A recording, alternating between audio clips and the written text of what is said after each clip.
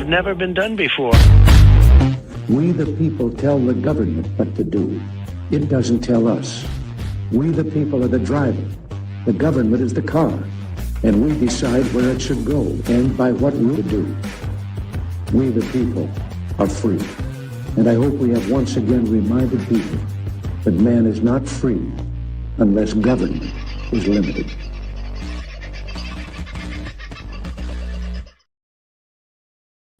Oh, there I am, hiding down the bottom again. How are you, folks? How are you tonight? I hope you're doing okay after a very big Christmas feed and no doubt a couple of good days shopping with the Boxing Day sales that have been going on and plundering everyone's pockets. Although I don't know how much plundering has been done, the business sections of the community were looking forward to a very big spend by the community in the post-Christmas sales. I don't know if they've come through with that yet. I don't tend to watch much free-to-air TV, so I don't know whether there were big sales everywhere. I'm sure there are, probably online too. I've been lucky to avoid most of it. I hope you had a great Christmas, that you and yours had a fun family time together, great friends, enjoyed some laughs, and they continue possibly with a lot of family and friends hanging around for that Christmas New Year break together. And New Year does look like it's going to be a rather interesting one. I'm not sure where I'm going to be. It could be on the Sunshine Coast at this stage. I might be doing some chauffeuring and we'll be looking at some fireworks, but we shall see. At any rate, a late show tonight because as those of you who've been watching the show pre-Christmas will have heard and learned, we were hoping to get Juan O Savin on for a bit of a Q&A in real time so that you guys could join us. Unfortunately, it wasn't possible in the lead up to Christmas, but we're just waiting for him to jump into the back room right now, and we'll have him on for a bit of a chat post-Christmas and pre-New Year, which would be great because there are a lot of questions that you guys have, a lot of questions that we have. And when I say we, I'll bring her in right now, the lovely Becky O from Truth Seeker TV. Merry Hello. Christmas. Happy New Year to you, my darling. Everyone. Did you have a good one? I did. I was up Gippsland for a little bit, so it was beautiful. It was cold. It was freezing. Nice. It was very, very cold. Yeah, I'm told Victoria, very, very chilly. And in fact, Black Sheep sent me a picture of his weather monitor thing where he was in Tasmania. He decided to go out and camp in his caravan using his new diesel heater, thankfully. It was -1 degree where he was. There was snow in certain parts of Tassie. I think it was on Cradle Mountain, but it didn't actually snow where he was, apparently. There was sleet. Don't know how you could not have snow at -1 and still have sleet. But anyway, Tasmania, Christmas Day, -1.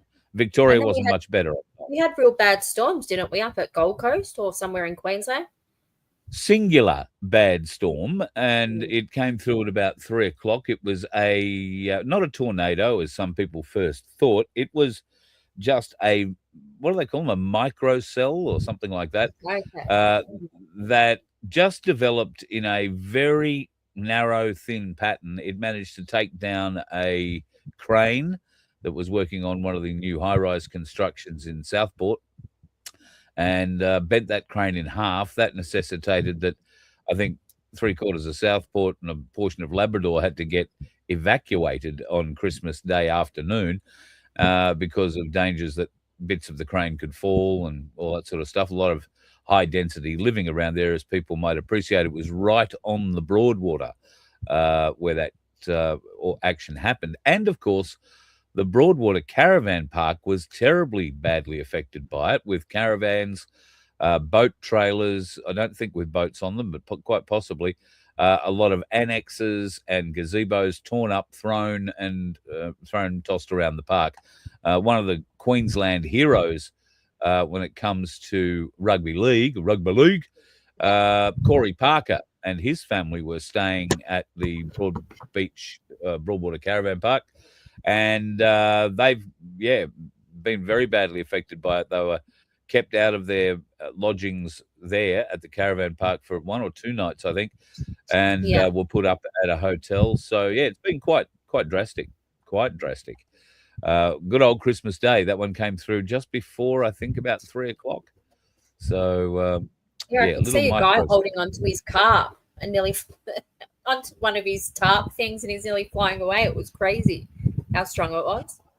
Well, I was talking to Cass Smith earlier today, and she and her family, whatever happens, okay, we're having a bit of a problem getting one in.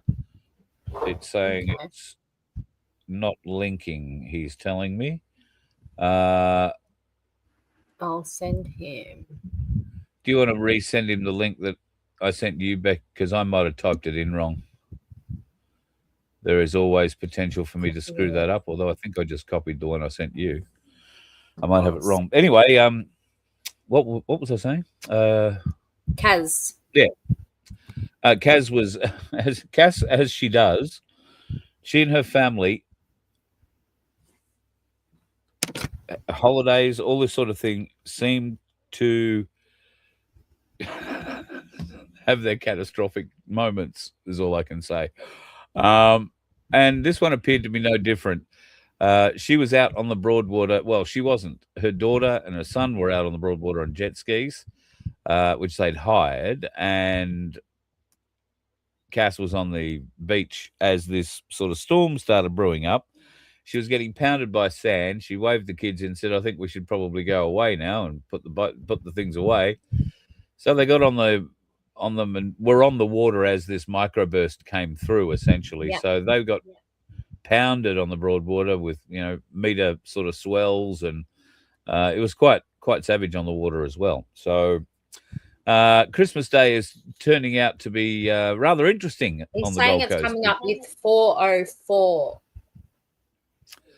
Yeah, okay. Well, I'd say I've sent him the wrong code then. Well, so pardon me, folks.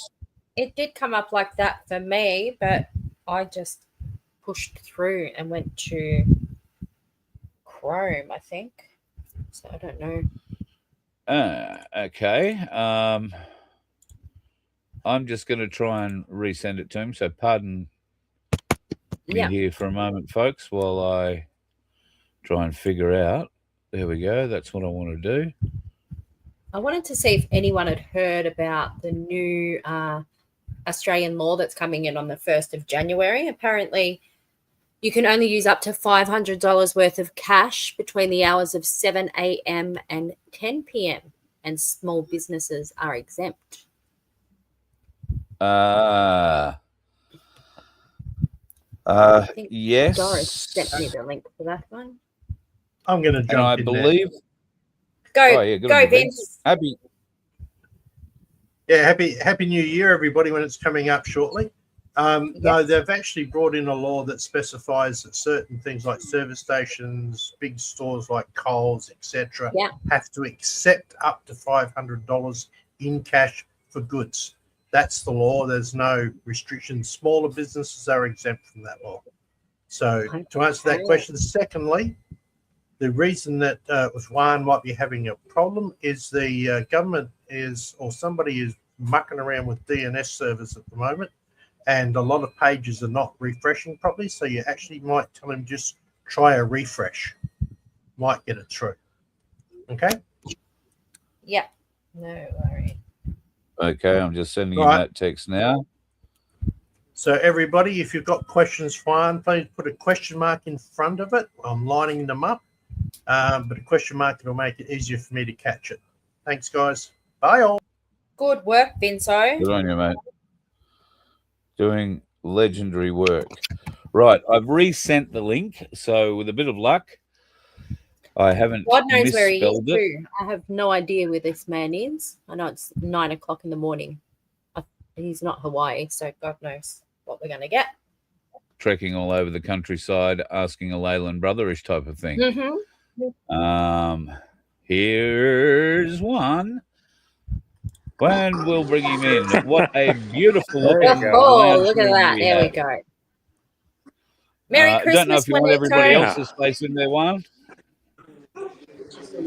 Let me move to a less busy area here, just across the room. There you go. I'll remove you while you do it, just so it'll make it a little less distracting for folks left and right. I must have had a little fat finger disease when I sent Juan the one earlier, sadly. Not you with your fat fingers. Well, it happens, particularly this time of year after you've had a bit of a feed. So I'll bring him back up. There you go, in front of the Christmas tree. Oh, I hope you had a Merry, wonderful Merry. Christmas, Juan. Oh, Merry do we have Christmas, you now, mate? Can he hear us? I think his I wanted to earpiece show might you have fallen town a out. little bit. I was going to walk a little bit outside, and we couldn't get that link up. I wonder if it'll work yeah. now. Yeah, got you now. We just you're obviously not hearing See us. here, I got. Can you hear us? Yep, I can hear you. Yep. Oh, well, Merry there you go. Christmas.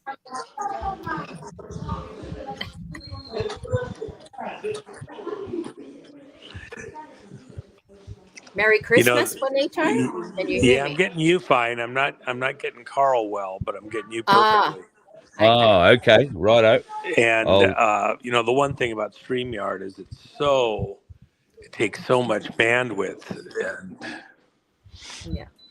I hadn't thought of that. I do apologise. It is about the StreamYard only way takes we so can much run. bandwidth compared to some of the other ones, and it's not actually used in some of the stuff. So it's kind of one of those things we have to keep fighting bandwidth issues with StreamYard. But there we go. My apologies for all of that. Then, See, now first you're of all, coming in clear all of a sudden. Yep, beautiful. Nope, was that's okay. was Christmas good to you? Was Santa good to you?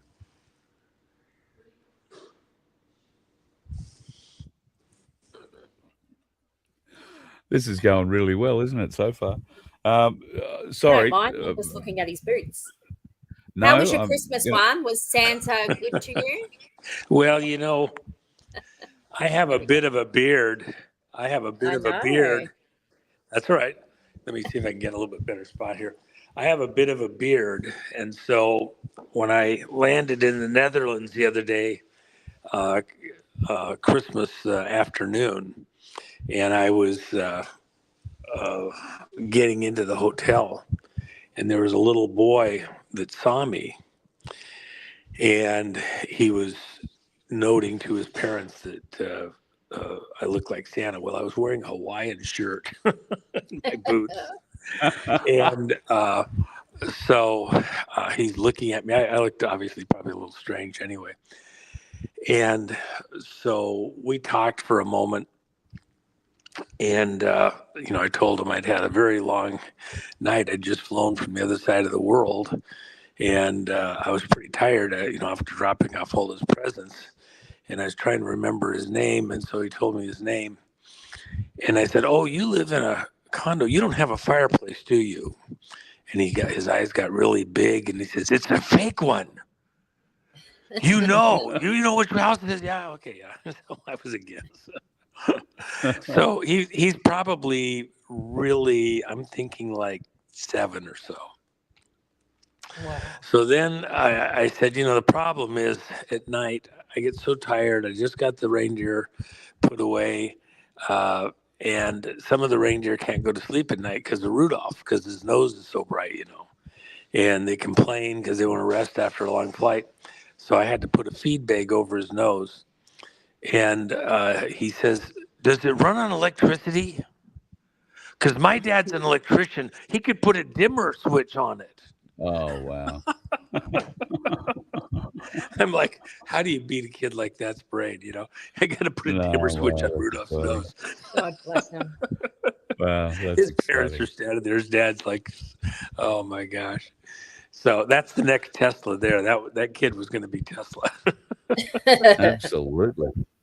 Juan, we've got a lot of people very thankful for you to spend some time with us and answer some questions live. So I don't want to hold you up longer than necessary. And they've obviously spending a bit of time with us on their Sunday night here. So if you don't mind, I'll kick it all off with the first one from Peter Grace, who is one of our regulars here.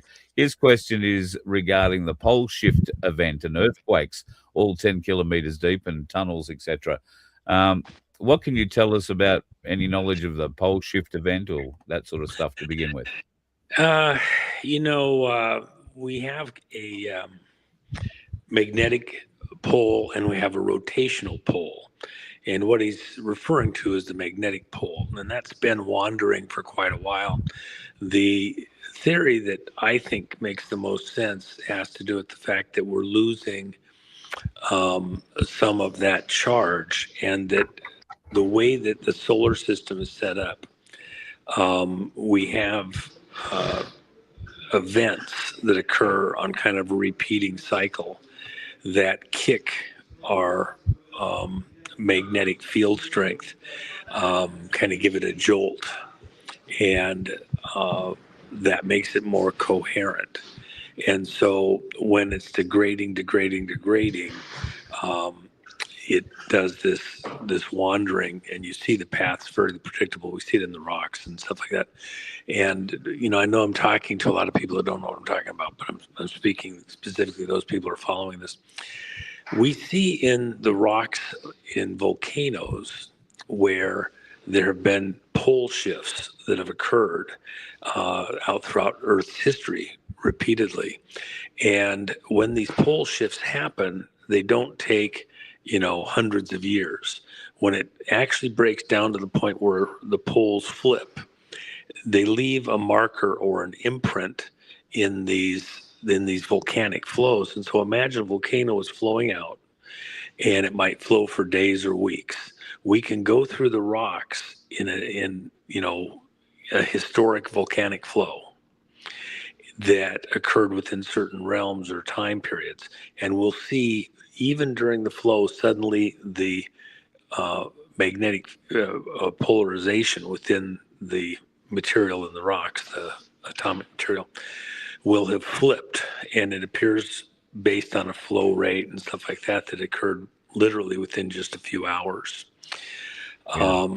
When that happens, if that were to happen in a modern era like we have today, it could be truly catastrophic, cause the planet to kind of wobble like a top as it comes down. You've seen, go spin a top. You'll see it spins really well, and then at some point it will deteriorate to where it wants to do this wobble, and then it'll recorrect itself and find a new orientation. It'll come back, and it can then generate into a wobble again. It's a little bit unpredictable, depending on a whole bunch of things. Again, if that would happen on the Earth, it would be like the Earth is drunk almost for a bit. Yeah. And so and you have to think of magnetism.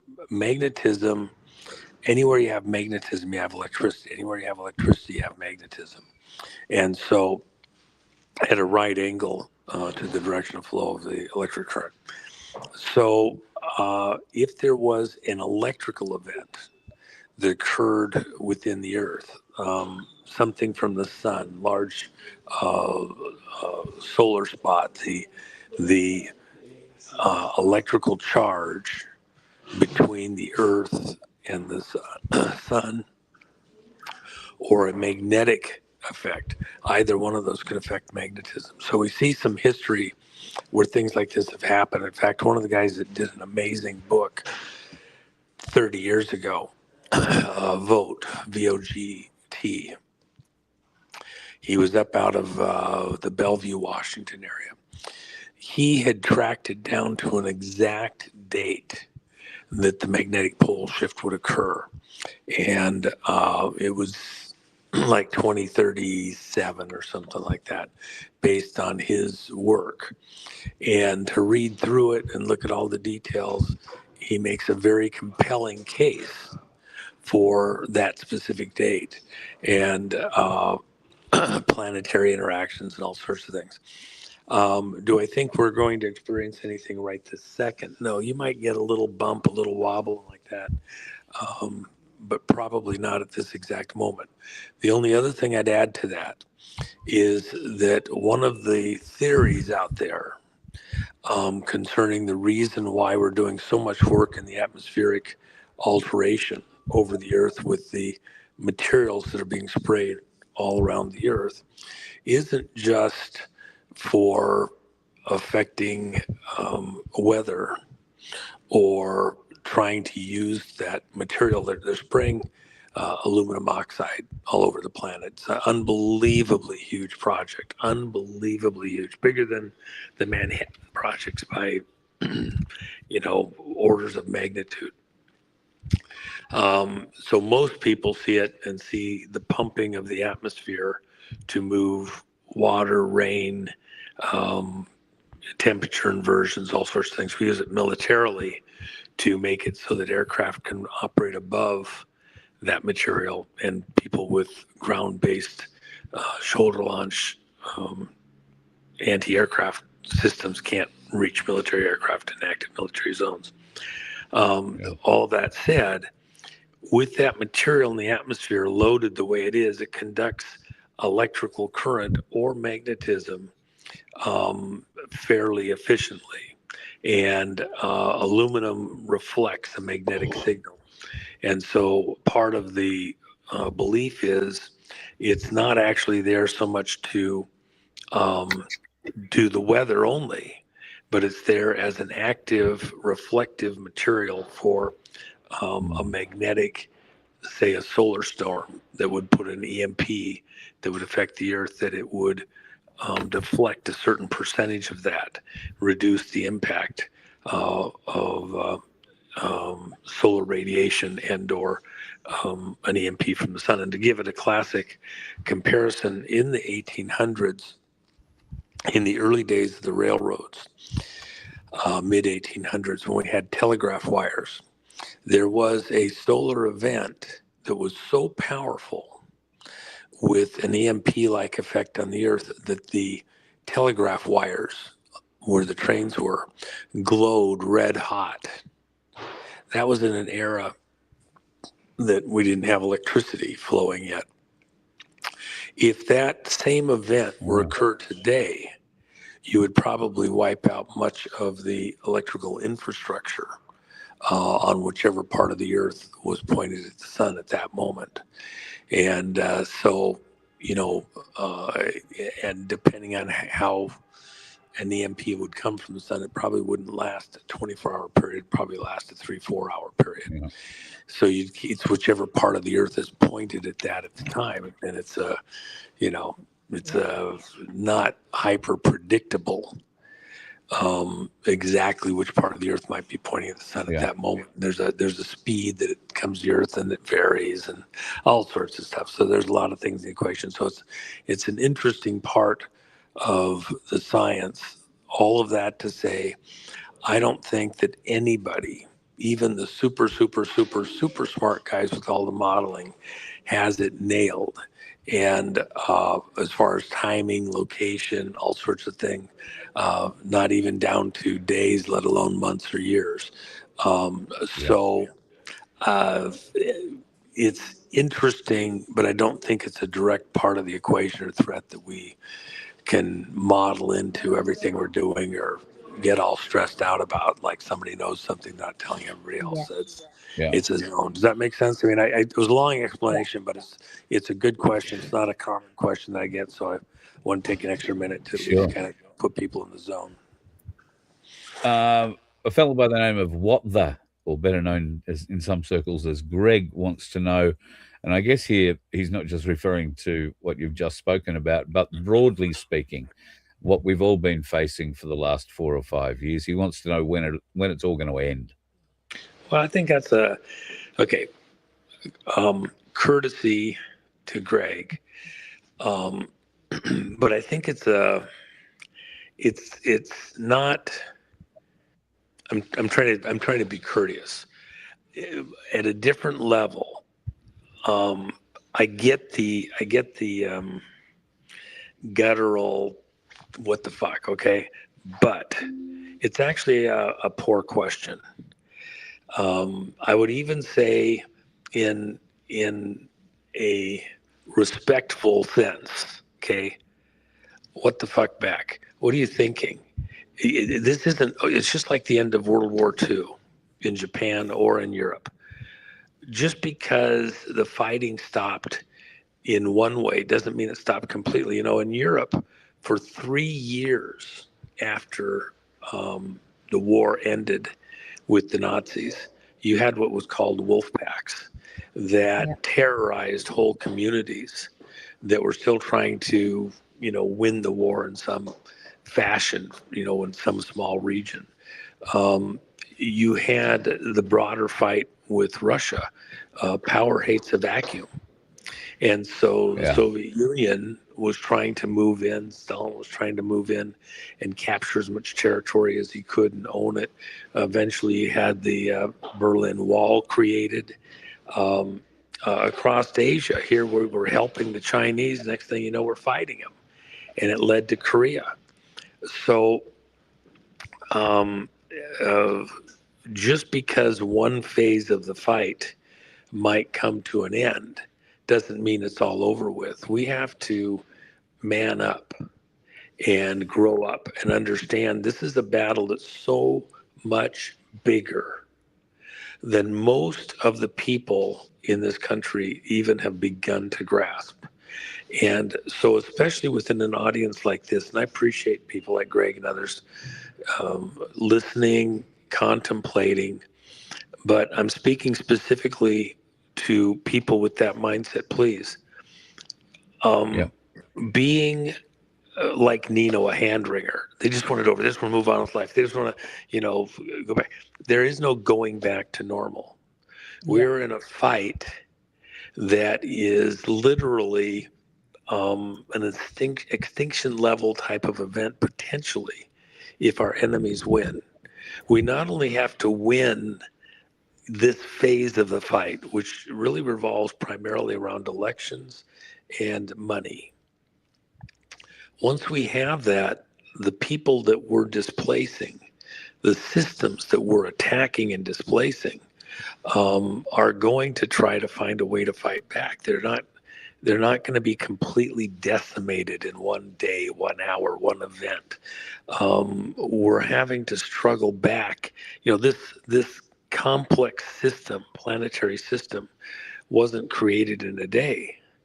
And to get it back on some kind of a par to function again is not going to be easy. We're displacing families that have had total control or near total control in many areas for a long time: energy, finance, politics, even the waging of war. And a lot of it, one, has to do with every one of us individually becoming awake and aware of what is actually going on around us and being able to question rather than just nod and accept the programming that's been taught to us forever. And I think more and more people in the world are coming to that realization. But there's another question from one of our other. Hold on. Before we go past this, I want to speak directly to Greg for a second. See, sometimes you have to get a grip on your own way of viewing things. In a kind of a symbolic sense, I want to grab a guy like that by the collar. Wake up. Get your head turned on straight. As a friend, if you're in battle, guys are hesitant to go into serious battle, with a greenhorn. Idiots can get you killed. In battle, things that, you can get rattled and end up dead because you make a wrong move or you aren't moving fast enough to protect the people around you. And it takes a little bit of, guys first time in, you don't trust them to make the right move. Some guys will. It's natural. Other guys, it takes a few times, and it's not that that they're chicken or they're idiots or whatever. It just rattles you. And so you kind of have to get your sea legs, if you will. And so, but once they do, sometimes they become the very best warrior. I want somebody that thinks on their feet, that is working Yep. the problem. So take a question like he just asked. That's an intelligent question because you want to know how to plan, how to predict what's ahead. So it's not a dumb question. But the other side of the coin is we're in a battlefield environment right now. The people that we're engaging, this isn't a football game. This isn't, even though I use chess for a strategy, the reality, kings play chess as a game to learn strategies that they will employ against real enemies, real time, and ways of thought. It's Machiavellian. So you have to understand that the things coming to destroy countries around the world, such as the cheating in the vote, those are real bullets because if these people get into power, they kill people, they Yeah. destroy lives and futures, they break lives, your children's lives, they enslave people. So it's far more serious, I think, than most people have fully grasped. From my perspective, literally millions of people have died within this whole debacle of the COVID bullshit. Yeah. And that was foisted on the world in reality in order to cook the vote, to secure that people would not be able to fight back while they closed this Tholian web, a Star Trek term, around Yeah. True humanity that. to own the world forever from that point on while they were killing us all off. So I don't view this lightly. And even a question like that, I would say to Greg and the people around him,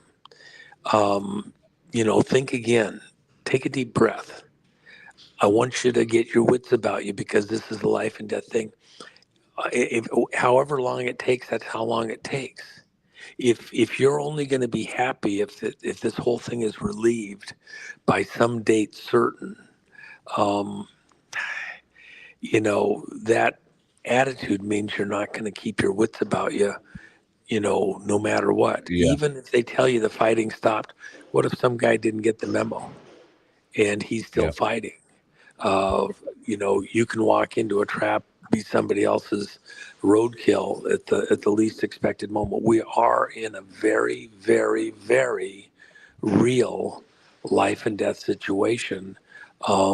With attacks coming to America, these people that we just wiped out in North Africa, that was only a part of several groups that we've been attacking all the way back to Somalia in February of 2025 when the president did a strike on a related group in Somalia that has Yeah. connections all through Minnesota, Michigan, other areas in there that they were working to plan attacks on the rest of America. We took out the head in Somalia.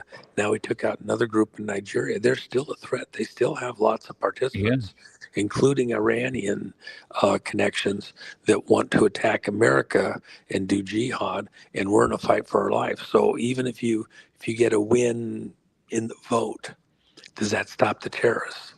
If you get a win in the way elections are run, does that stop what's coming in the financial? I mean, There's so many. Well, we There's got so a lot many of branches to it as well. yeah. So I'm just on that, there are people saying, because it leads into exactly what you're saying here. When are we going to see the arrests? I would argue there are arrests happening if people have got the eyes to see them. But the arrest that most recently has interested all of us is that of Tina Peters, of course. Now, we heard some stories that she was no longer in custody. Can you confirm or deny or whatever you do in this situation? That's not What's true. happened with Tina? She's still in custody and those kind of things. There's people that want to be right. So they put stuff out thinking they know approximately where it's at and they want to be able to jump up and down, say, I told you so. And I'm very integral to everything going on there. It was Trennis Evans and I that asked Peter Tickton to take on her case as lead attorney. I had helped back with Pat Byrne when we switched out of other counsel that she had that Patrick had paid $1 million for her representation, and I brought it to his attention that it wasn't working. We were in a critical situation and switched it to Stephanie Lambert. And so I've been in this all the way along. In fact, the day that she disclosed at the Mike Lindell event up in North Dakota what was going on, I spent 5 hours with her right after that, working through what was about to happen and some of the legal stuff. So I've been, Tina's been our guest at our place in Hawaii for several weeks before she went into trial and all that. So I'm pretty aware of most of what's going on there, and nobody has broken her out or done whatever. So those reports are actually not helping. I think this is where it comes back to when people have to watch who they listen to. I think that's such an important lesson for everyone. There's so many people that follow different individuals, and you just have to go with basically your own gut. And AI is rehashing things continually. I got a phone call today from people who said, is it true that Donald Trump has attacked Iran today? And I said, well, not as far as I'm aware. That was a while ago. Yeah. And sure enough, it was a rehashed, story about the bombing of the nuclear facilities in Iran from months ago. And AI is rehashing it research and trying to ramp up the fear in people, I think. Is that what their aim is? Yeah, some of this is as simple as they get clicks for advertising and make money. So, for example, we tracked one particular troll group on something that was very annoying and disturbing. So I've committed a fair amount of resources to getting to the core of that group. And they were based out of Greece, Spain, and Israel. And the amount of money that they're making was not insignificant. We got the numbers, and they were making, many thousands and thousands of dollars a day on the advertising they got from these multiple falsehoods that they were pushing out. And we exposed them. We broke them down. They ended up, having problems with their computers that ended up being permanent. We played with them a little bit to make sure that they didn't come back anytime soon. And we'll do that from time to time just to keep them honest. But at a different level, let the buyer beware. If you're going to go out there and be looking for particular material, you're probably going to get conned on some stuff. In fact, let me just add this. This is really important. I know of several, more than a handful, of specific attacks on people who were hosts in the Patriot community. So you guys need to be aware. And then also on people, within kind of these Patriot groups like that stand out a little bit. And what the deal was is that they got hit with, in the case of one of them, he's supposedly, was going to get a whole bunch of money based on the fact that Dan Scavino had picked him out of the herd, and it had all sorts of markers on it. I think this one was in Instagram. And so they believed it.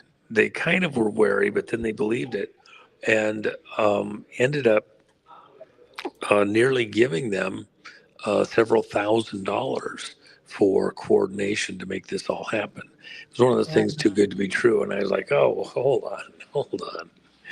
And then I talked with another person, a politician, in a relatively minor office, but still important, major state. And this woman, great gal, great business person, runs $1 million a year business. So no lightweight, and has done so for many years, unique product. She got conned for, I think, $50,000 in Bitcoin. Now, this is recent. This is like 3-4 months ago. Totally just broke her spirit horribly. And she thought she was being extremely careful, correct in what she was doing in transacting with these people. She was targeted because she's a conservative, and that money's gone, lost forever. Well, that was the same thing that happened to me as well with all mine. Well, Disappeared. I want to ask everybody, and even within your story, don't be conned. And if they're approaching you out of the blue, you're not actually known to you precisely. These people are really good. Yeah. I had another person who, also a conservative, whatever. They had a new computer. It sent them to a site. Next thing you know, it was a porn site. They shut it off and went on and did other stuff. Short while later, they get a message that's supposedly from, I don't know, it's Justice Department or whatever, that they needed to contact them immediately. And then they're supposedly under a criminal investigation because they've been at this porn site, that it has child porn, and they're going to get all of their bank accounts seized and closed and all sorts of things, and that they need to cooperate. They talked with a person, the person's working with them, and blah, blah, blah. End result was, I think he got hit for $15,000 before he realized that he wasn't actually dealing with someone at the Justice Department. And in order to protect, so he had money because they're going to freeze all of his accounts, blah, blah, blah. And the con itself was very sophisticated. When they described it to me, I was like, well, I see how they got you. Part of the thing is they always want to not to contact anybody else. Don't contact a friend, a relative, the bank, whatever. You gotta whatever. So when you go to send money now at a lot of the stores, banks, etc., they're asking you, is this a person known to you? Blah blah blah, because there's these are very sophisticated attacks, and if you're not used to being conned, or people attempting to do it, you're gullible, they'll get you. You gotta really slow down and think about what's happening. So I'm glad we took a minute on this, because maybe we stop somebody within our reach and make them think again. Please think again. It leads into one of the other questions we've got here from Sunflower, one of our moderators, and lovely lady. She has a good reason to ask this. Are med beds that some freedom fighters talk about actually real? Because there have been scams toward med beds as well. Well, I don't even like the term med bed, just because of that exact reason. People's perception, the stories around it, the mythos around the whole med bed scenario is not really accurate. We have this amazingly advanced technology that's still coming together, related to medical treatment advancements and like that. So in its most rudimentary sense, the whole term medbed came from a DARPA program, where Defense Advanced Research Program, what they wanted was the ability to send in a drone to a battlefield location where someone has been injured, to be able to put them into a cocoon, a capsule that, maybe a field medic or someone can get an intravenous started on somebody, a tourniquet on a leg or arm that needs to be done, whatever. Put certain cuffs on limbs, legs or arms or something, maybe a wrap on the chest or something, that allows the pressurization to cut off blood flow, allow it, do transdermal injections, etc., to sustain life, that golden hour when somebody's been seriously hurt. And that evolved and evolved and evolved to where maybe you don't have to put a tourniquet on somebody or something like that, or some kind of a pressure bandage, etc. You literally just throw them in, and like an airbag in a car inflates. Everything inflates around that. Throw an oxygen mask on them, and they can sustain life while a drone flies them back, 10, 20, 30 minutes to a location of relative safety, a field hospital, etc.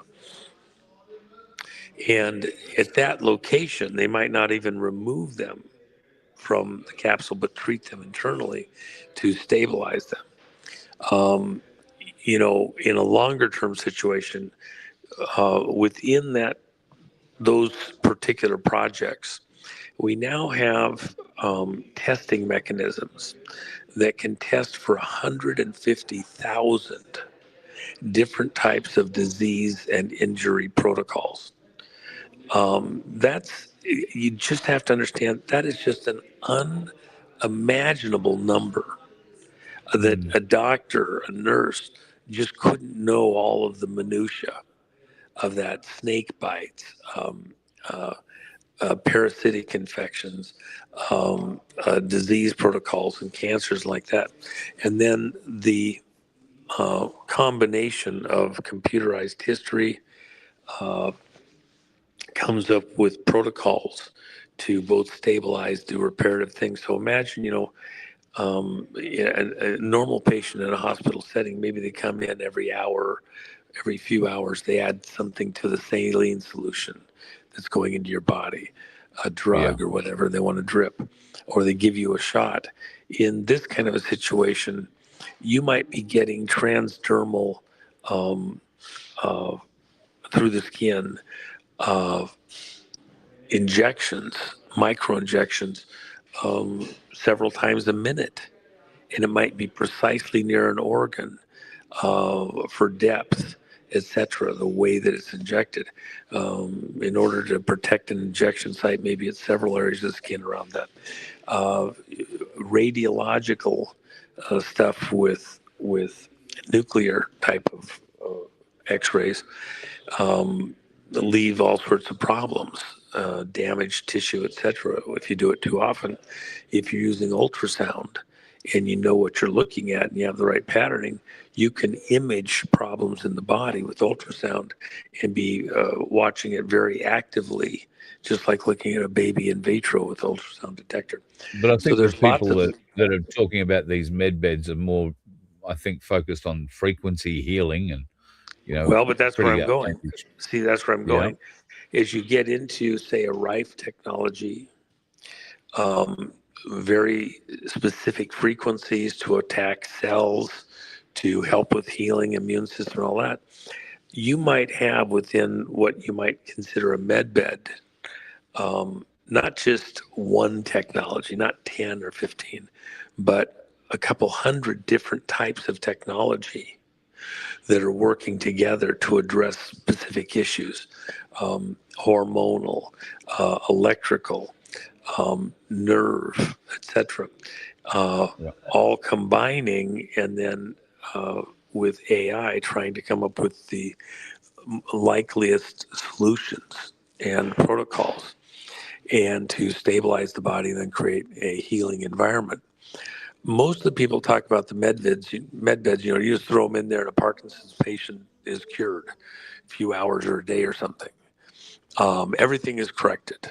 That you may be able to help that. You may be able to tune these to do certain things, but in the most rudimentary sense, the way that people are envisioning this, that specific type of a med bed cure-all, throw them in there, everybody lives, and you're healed from chronic illnesses in hours or a day or two or something like that. Exactly what they're describing, I don't think you can argue that they exist right now. Is the technology evolving? You better believe it at lightning speed. I remember probably 20 years ago now, a device that was shown to me in a medical setting where they were imaging a person's body by just placing a tablet in front of the body in various areas, just like an x-ray. Was using ultrasound, but you could look all through the body and see all Yeah. detail, and you could adjust the depth and everything. It was just, and no contact to the body. I was just amazed at how well it worked. You apply that within a whole bed setting or something, and that was exactly what it was about, doing this in a military type setting, to 3D look at the body, front, sides, everything, to come up with repair protocols, etc. Then you think, or am I using lasers as surgical tools? Right now we have doctors doing heart surgery and brain surgery from across the planet using robotics that are micro precise, where a doctor is operating 3D on the patient, in a 3D holographic setting, and a robot's doing the actual work on the other side of the planet. It's stunning. It's Wow. so amazing. And that's actually not unusual at this point in time. So as the algorithms get better, as the AI gets better, you can easily envision a situation where a computer would do as good or better of a job in an operation than a human doctor, with the learning based on real doctors' work and adjustments to how and why certain procedures are done. Yeah. Looking at what's there, way better than a regular doctor, because you might take the surgical histories of 100 heart transplant or heart patient doctors to combine all that knowledge into one computer operation mind, to use all of their expertise every time, and it would be way better. So Yeah. just food for thought. So are we getting closer? Yes, but I think in the sense that most people talk about it, we're not there yet. We're a way off. And there's a lot of Yeah. people, there's certain frequencies that help. I get all of that. Is it kind of generically a med bed and doing stuff? Yeah, but I think it's probably really overstating precisely what you're doing. There's a lot of layers to it. It's a bed that has interesting medical applications, help people in certain ways. But let me just add one thing that's actually very important. A lot of times things are contraindicated, that a lot of these vendors, they want to sell what they have. We Yeah. know that in certain types of cancers, the frequencies that people want to bring to use in those types of cancers actually aggravates your cooking things using certain frequencies. I mean, that's how we cook food with a microwave. So, and even with ultrasound, we have to be very careful. There's ultrasound that can image, but you can change the frequency in the ultrasound and kill. We use ultrasound to break up kidney stones and gallbladder stones. Well, if you can use a frequency to break up a kidney stone or a gallbladder stone, it's very hard, and cause it to shatter and dissolve and be dissolvable by the body. Well, what if you're using that in ultrasound on a baby's brain? You could kill a baby with the wrong frequency in the womb. Okay. So you have to regulate what frequencies you're using very precisely. And like so many beautiful, amazing things, that which can be used for good can also be used for evil or destructively.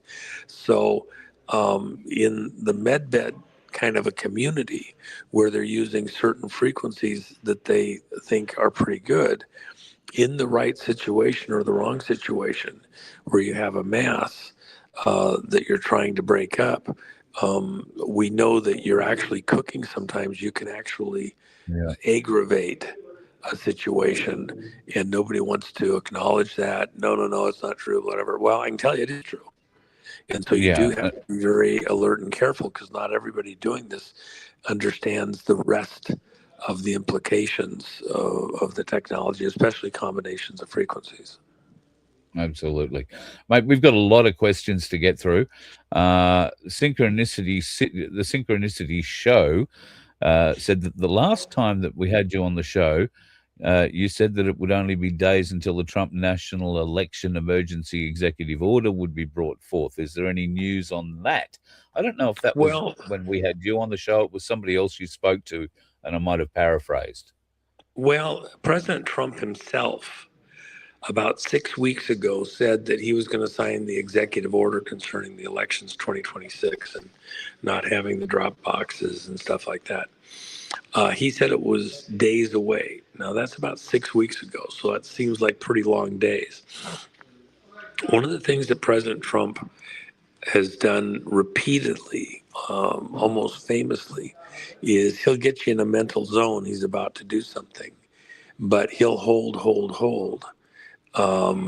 get you right. He what he's really doing oftentimes is he's evoking a response from people that are going to oppose him and get him to play their cards and expose themselves, so that when he does do whatever it is he's going to do, they've already committed.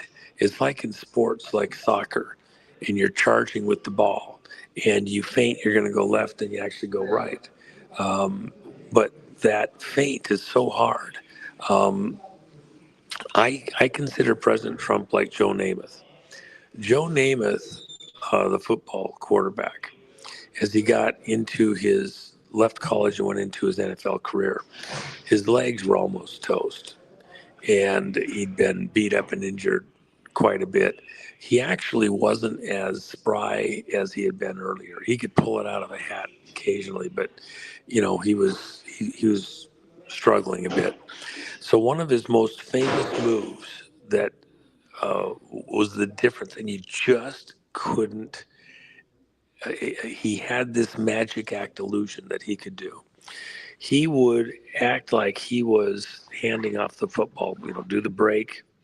There'd be runners beside him. He would stuff that football right into their chest so deep that you knew that guy was running with the football. But he had really big, powerful hands, bigger hands and more powerful than most of the other quarterbacks by far. He had a way of gripping the football that he could hold it even when a guy was looking like he's running with it. And they practiced, and that the ball would just slide right out from their hands. Everybody was absolutely convinced, watching other players would be absolutely convinced the guy's running with the ball. And he'd do that every play. And so you knew that guy was running with the ball. But occasionally, he would not let go of the ball, and he would hold it and bring it in. Everybody's chasing the runner. They're all set up. He gets an extra 1 to 2 seconds, which is an eternity in a fast-moving game like this, of everybody going and committing their direction. And then he'd suddenly, bang, there's the ball, and he's passing the thing, way down the field to other players who've gotten a chance to break further. And he could sell the feint so well. Trump is like that. He can sell the feint really well, and he baits the opposition to commit to certain directions, plans, whatever. That's what is good. A super good soccer player can feint the direction, get the other guy to commit to a bodily move that he can't recover from in time to chase him back down, and the guy will get right past him. That's Trump. He is within the theater, the game of politics. He is very good at selling stuff where he'll get them to commit, and then he doesn't himself commit the way they expected. He makes a lot of ground. Which could lead into this question from Silver Fox. Why does Donald Trump appear to be doing whatever Israel wants? Once again, it's a political play. Well, okay, and this is worth slowing down for a second. The whole Israel thing is absolutely, it's really been disruptive within the patriot community. We have a lot of great folks that have essentially bought into the idea that Trump is somehow controlled by Netanyahu, that America is captured. We're just doing all the bidding of Israel every time you turn around, and we're just somebody's dupe. And Trump is somehow their tool at this moment in time. Yeah. It's so painful. Let's start, for example, with Iran. When we nuked, or when we took out the nuclear facilities in Iran, Israel wasn't capable of doing that. But it wasn't merely to protect Israel from the attack. A lot of the media, a lot of the stuff that was said was to, form that mindset to sell that idea that there was a threat, nuclear threat from there to Israel predominantly. That's not really true. You have a dozen different locations around the world where Iran is intricately involved in terroristic activity. Very closely tied, the Venezuela stuff. Iran's all through that. Yeah. The location where we just bombed in Nigeria, northwest Nigeria, Iran's all through that. The Somali location we bombed last February, that most people don't even know we did it. We got permission from the president of Somalia to bomb one of the terrorist groups in Somalia, got them all in their caves, killed them all dead, gone. Every last one of them gone. And they were planning on doing stuff in America, up in Minnesota and Michigan, and were actively doing this stuff. And Iran was all tied into that. And we just stopped them dead in the water. So Iran is involved in the vote fraud stuff that's coming to the public's knowledge through what happened in Venezuela. There was aircraft. Several years ago, I get a call from one of my contacts that they have an aircraft on the ground in Argentina. The aircraft had to go there because of a fuel issue and couldn't make it to Venezuela. And so on an emergency basis, they land in Argentina. Security forces go on the aircraft, documented everybody that's on the aircraft because they're all Quds Force. Quds Force, QUOD, are Iranian special forces, like their Green Berets, their SEAL teams. Yeah. And the aircraft is full of them, and they're being transported to Venezuela. Where were they going? They were headed to the U.S. And because of this fuel thing, they documented everybody, and then they let them go on to Venezuela. Those flights were happening daily. Wow. Okay, so going all over, South America, all the way up into the U.S. This is very disturbing, very, very, very disturbing. So with that in mind, when Israel did what it did, taking out the nuclear facilities, they were keeping Iran from being able to deploy nukes, nuclear material, etc., potentially to locations around the world, including the U.S. Some of all fears. It doesn't show up on a missile. It shows up in, some other component that somehow gets through the net and gets into the country and damages a major city or several at one time. The connection of Iran to South Africa. South Africa, when it went into this communist chaos Marxist thing, they had enough material for 5 nuclear bombs, and a 6th almost completed. And that had to be spirited away. Kissinger actually worked the deal, and those materials were supposedly spirited away somewhere else. With that in mind, Iran's working closely with South Africa. You got technical capability there. Is that being traded back and forth to Iran? There's a lot of people that think that's true. And very disconcerting. Back before Iran went a weird direction, Israel supposedly tested their own nuclear devices in South Africa, and back in the 70s. So, there's there's a lot of stuff going on here that you know, you can't tell the players without a program type stuff. Yeah. Trump has actually, for all that he's done stuff to help stabilize the Mideast, a lot of these very players that are criticizing Trump and what's going on are not giving credit to the fact that Trump did this deal with Saudi Arabia and then again with Qatar, an even bigger deal militarily. What he did was get them to commit huge sums of money to buy U.S. built defense systems, aircraft, radars, etc. Both of these purchases involve arms that once they've completed the purchase, we still have to service them for 20 and 30 years. If Saudi Arabia or Qatar were to somehow fall out of favor with things they want to do in the Mideast, attack Israel or something like that, their weapon systems would be non-functional in just a few days or weeks, and we could cut off the training, the upgrades. These are complex systems that need spare parts, etc. They're not going to deviate. What they did is they decided, Trump got them to agree to tie their future, their protections to the U.S., not to Israel and not to attacking Israel. What he's really been doing is building essentially a situation where Israel claims to be defending itself from everybody all the time. They're all going to come wipe us out, and remove that as a reason why they get their way on so many things.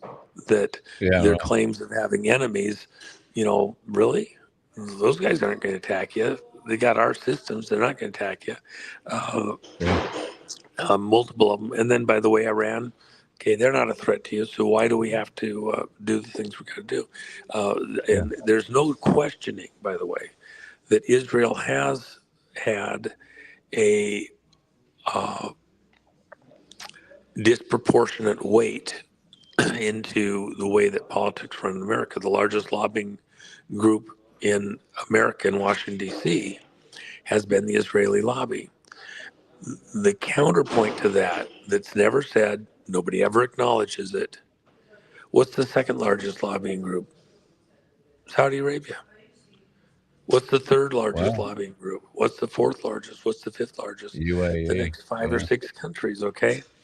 So at the end of the day, as an individual lobbying group, the Israeli lobby is the largest. Conglomerates, these other groups together are far outweigh even Israel in the lobbying, and we've had to deal with all of them. Look, we have oil policy tied to Saudi Arabia. The world runs on energy. Our own dollar for up until just this, Trump's first term was tied exclusively to oil, but oil out of the Mideast.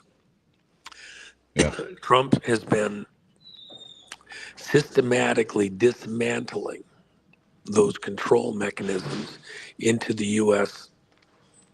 Congress, politically, etc. And I will add one thing.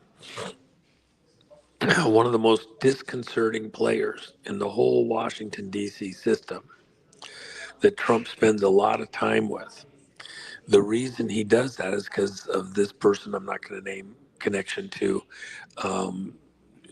Israeli business people or the Jewish lobby in a generic sense.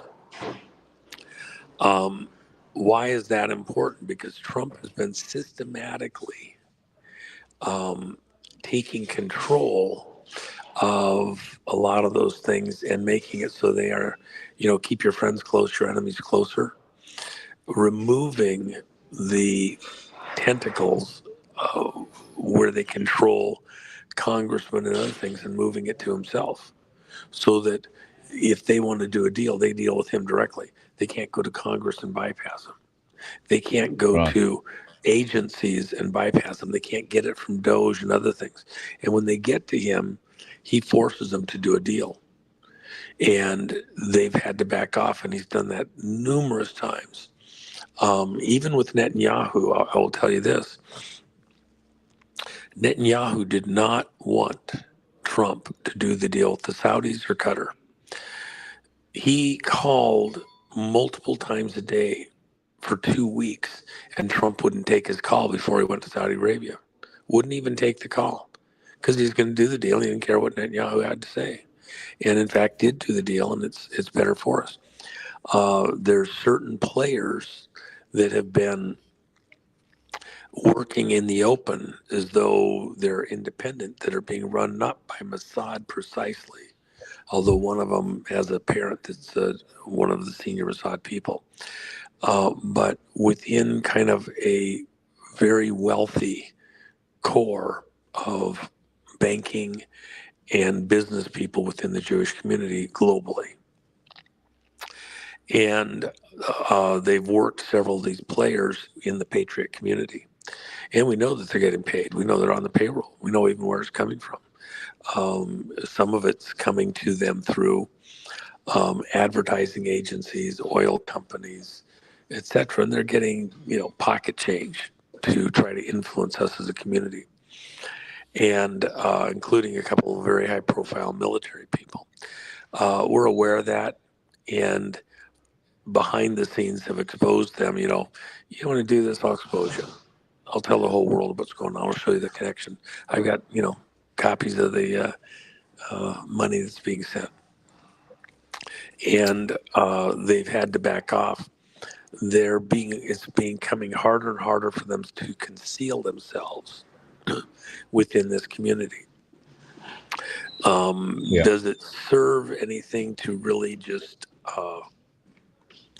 unmask them or whatever? I think it's disruptive. Most of them have had to just kind of ease back into the background. Let them say what they want to do. It's a conversation. I don't really care.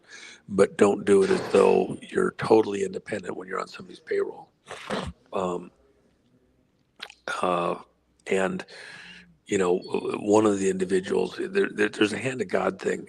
So a particular one that has been there for a very long time, I'd say 7-8 years, very actively trying to steer things in the Patriot community, putting money in the right places and people and all that, as far as I'm concerned, was a British agent the whole time.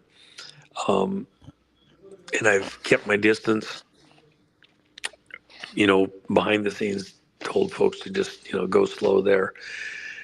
And that person had a medical event here just a few weeks ago, as they were trying to press in. And my attitude on that, I never wanted to go head to head. I want to have a big dog fight. I don't want to, it's not my style. Just keeping the distance. God himself is going to remove some problems and some obstacles in this situation. And I think we have to let some things, if there's people want to say something, it's a conversation. All right, let's have the conversation. Within this whole thing related to Israel is a stumbling block. There's no question about it. There's issues there. I don't want to stop the conversation because I don't think that's healthy either. I think, though, that we don't get so overpowered. We can't have a conversation that must be one-sided every time. Israel, there's problems there. Is it that we're not going to, we're going to go all the other side and the pendulum swings all the other way and let Israel get wiped out? No, that's not an option either. It was put there through a mechanism with the Balfour Declaration. A lot of beautiful people there, but it is a stumbling block to the world. And it's designed to be a stumbling block by the people who created it, which is the Brits. They want the world to come to a war. They want to use that to do it. We're trying to avoid that and block that activity, and it's not easy. So, here, I've got to take this call. Sort of related, I guess. Give me about 2 minutes. I've got a call I have to take. I'm not going to take out of the thing. I'm just going to step aside. Let me take this real quick. It's a very important call. About 2 minutes. Yeah, cool. No worries. Well, I think we've got through 4 or 5 questions so far, folks. We are. He will tell you Gonna the try whole and get through a few story. more. Get ready, people, and just listen, because there's parts when one speaks that you really have to tap into. I know sometimes he can go on, but some of this stuff he's telling you, he can't tell you straight up. He has to sort of That's right. do a role Has to play tell for you you to guess what it is. Yeah. Anecdotally. Is That's that the way correct. you would describe it? Yeah. Yeah, we have to discuss things anecdotally. I've got to say, Gomez Adams has got a good question coming up shortly. On the French. I'm really looking forward to hearing the answer to that one. And Kirsten has got a good question as well, asking about Australia being assumed or adopted by the US, either now or at any time in the past. Susan Buxton's got an interesting one there about our calendar going to 13 months. I haven't heard that one. Have you heard any stories about that one, Beck? Aussie Sue, I did hear about that a number of years ago. I don't know if that was going by the Gregorian calendar or one of the other. I'm not sure. Well, Susie the word, is full of well, knowledge. I don't know. I don't know if it's general knowledge, but I think that there is a very large and proven argument to suggest that there should be 13 months in the year and 28 days every month. But those things are apt to, well, different interpretations. Looks like Juan might be ready to rejoin us. Are you back with us, mate? Yeah, I had to take that call. There was something going on I need to be aware of. So everyone was saying, was it Trump calling you? I've got a lot of people messaging here, Juan. Yeah. Hey, so the question I have for you is one from left field. It sort of relates to Israel. Can you tell us who built the pyramids? You know, that's an interesting question. Let me answer it a couple different ways. Zahi Hawass and that whole crew currently over in in Egypt, would like you to believe that the Egyptian people built it a few thousand years ago. The reality is the pyramid itself is built on a platform that appears to have come from a far, far earlier time. And the Sphinx also. So, and the weathering, people have come up with various weathering models that seem to show about 80,000 years is how old the Sphinx is. So, wow. And it's been altered. You know, the face on the Sphinx is not the original face. It was chiseled out at a later time. That's why it looks small compared to the rest of the body. With that in mind, the other thing that's interesting about the pyramid, this is virtually unknown to most people. The only place on planet Earth that you could build that structure as it is and have it remain intact is exactly where it's at. And the reason is because the crust of the Earth runs about 12 to 15 miles thick. It's like an onion skin compared to the rest of, the planet. And below that you have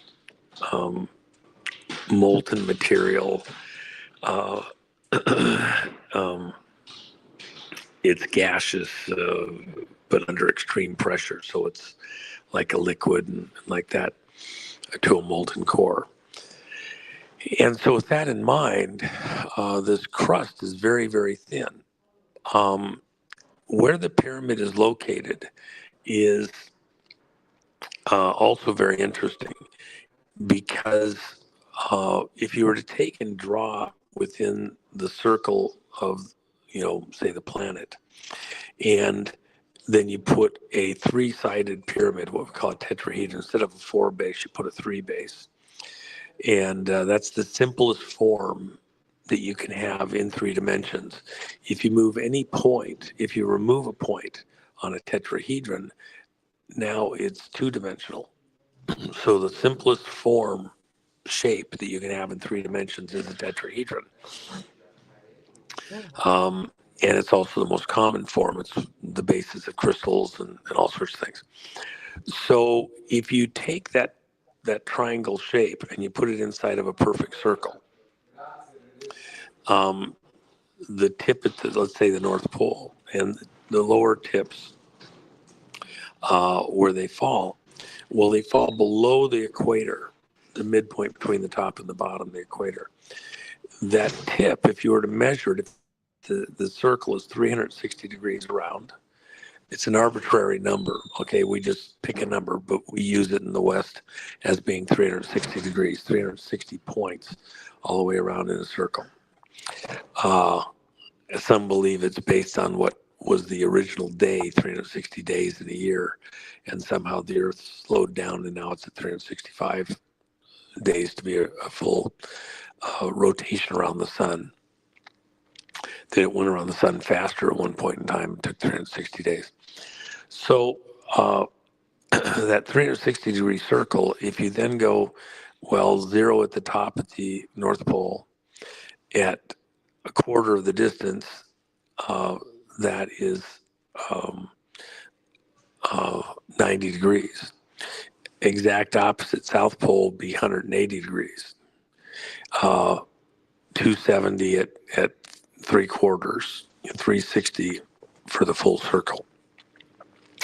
If you then measure from 90 degrees at the right angle and you go down to where the tip back, the 90 degrees point and the tip is 19.4.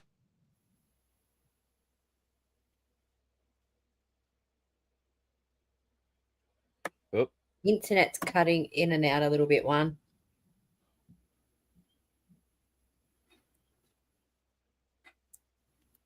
Okay, I don't know what's happened. Yeah.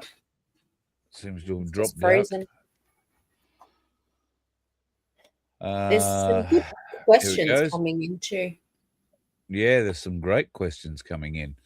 One of the ones I'd like to ask him, if we can reestablish contact, is I'm looking here at a live gold site and silver. It's saying that silver has just gone through $90 American an ounce, which, if you put that back at Australian dollars, puts it 134.66. Ainsley Bullion aren't showing that on their ticker. They're showing $118. So what's that 4 times it's gone up? 4 times. I would say, well, it's gone up over 150% year to date by now.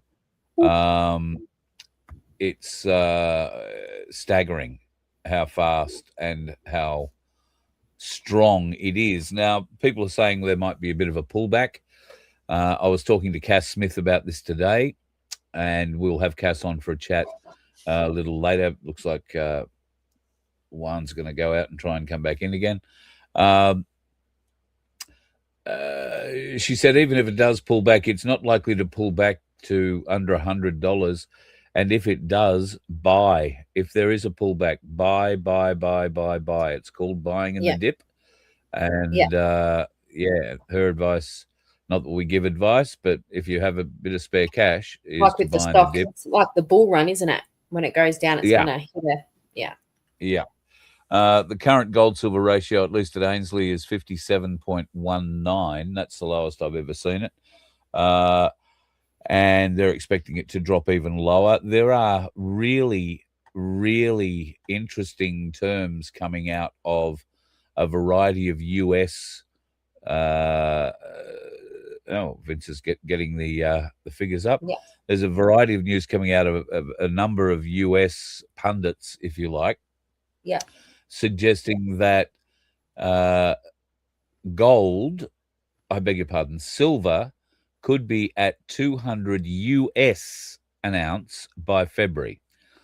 If we're looking at the kind of figures we're looking at here, and there is news, I thought this news had already come out, and others may or may not be able to tell me if they've heard this as well. But apparently tomorrow it will be released on the market that China is no longer exporting any silver for any reason. India have stopped doing this as well. Now, I thought that this had happened a week or so ago. I've certainly been aware of it since well before Christmas, that China had stopped, or were stopping their silver production and exports. Not stopping their production, not by a long shot. Now I'm being told today that that isn't the case, that it's going to hit the market tomorrow when the Asian market opens. Yeah. So, and I'm also very confused about the discrepancy in the gold bullion sites who have got a live ticker running on the price of precious metals. Ainsley's is still, as I say, at 118.04 versus the one, if you go to, well, one of the other ones, 134.66, it's saying. That means, folks, that if you were going to go and buy silver tonight, I'd be going to Ainsley Bullion to buy it, because the spot prices are a lot better. A lot better. What does it work out? $12, $15, $18 better. Yeah. Pardon me. So per ounce. So I'd be checking that out. I don't know if I've done the wrong thing by Ainsley there, whether their ticker is just stuck or something. I don't know. But whatever you do, make sure you remember to mention Voice of Freedom. Make sure you remember to mention my name or Voice of Freedom, and you'll get a small discount. And when I say small, it is little. If you're only buying, an ounce or 2 or 10 or even 20 ounces, you're not going to get a huge discount. Don't think you're going to get hundreds of dollars. You're not. But if you are putting in a super fund or something like that, you certainly will get enough to buy a little extra to put in your super fund. Worthwhile doing. Self-managed super funds, the way to go. Self-managed super funds are not high on the list of mainstream media at the moment. In fact, today I saw in, I don't know whether it was in a news.com or a Sky News article about superannuation, and it was really talking up the fact that, oh, look, it hasn't been this bad, or it hasn't been bad. Super hasn't been bad. Super does tend to take a bit of a hit. The markets do take a bit of a hit. But look, the markets always bounce back. Super, on the other hand, can take a bit of it, but don't take your money out of super, it was saying.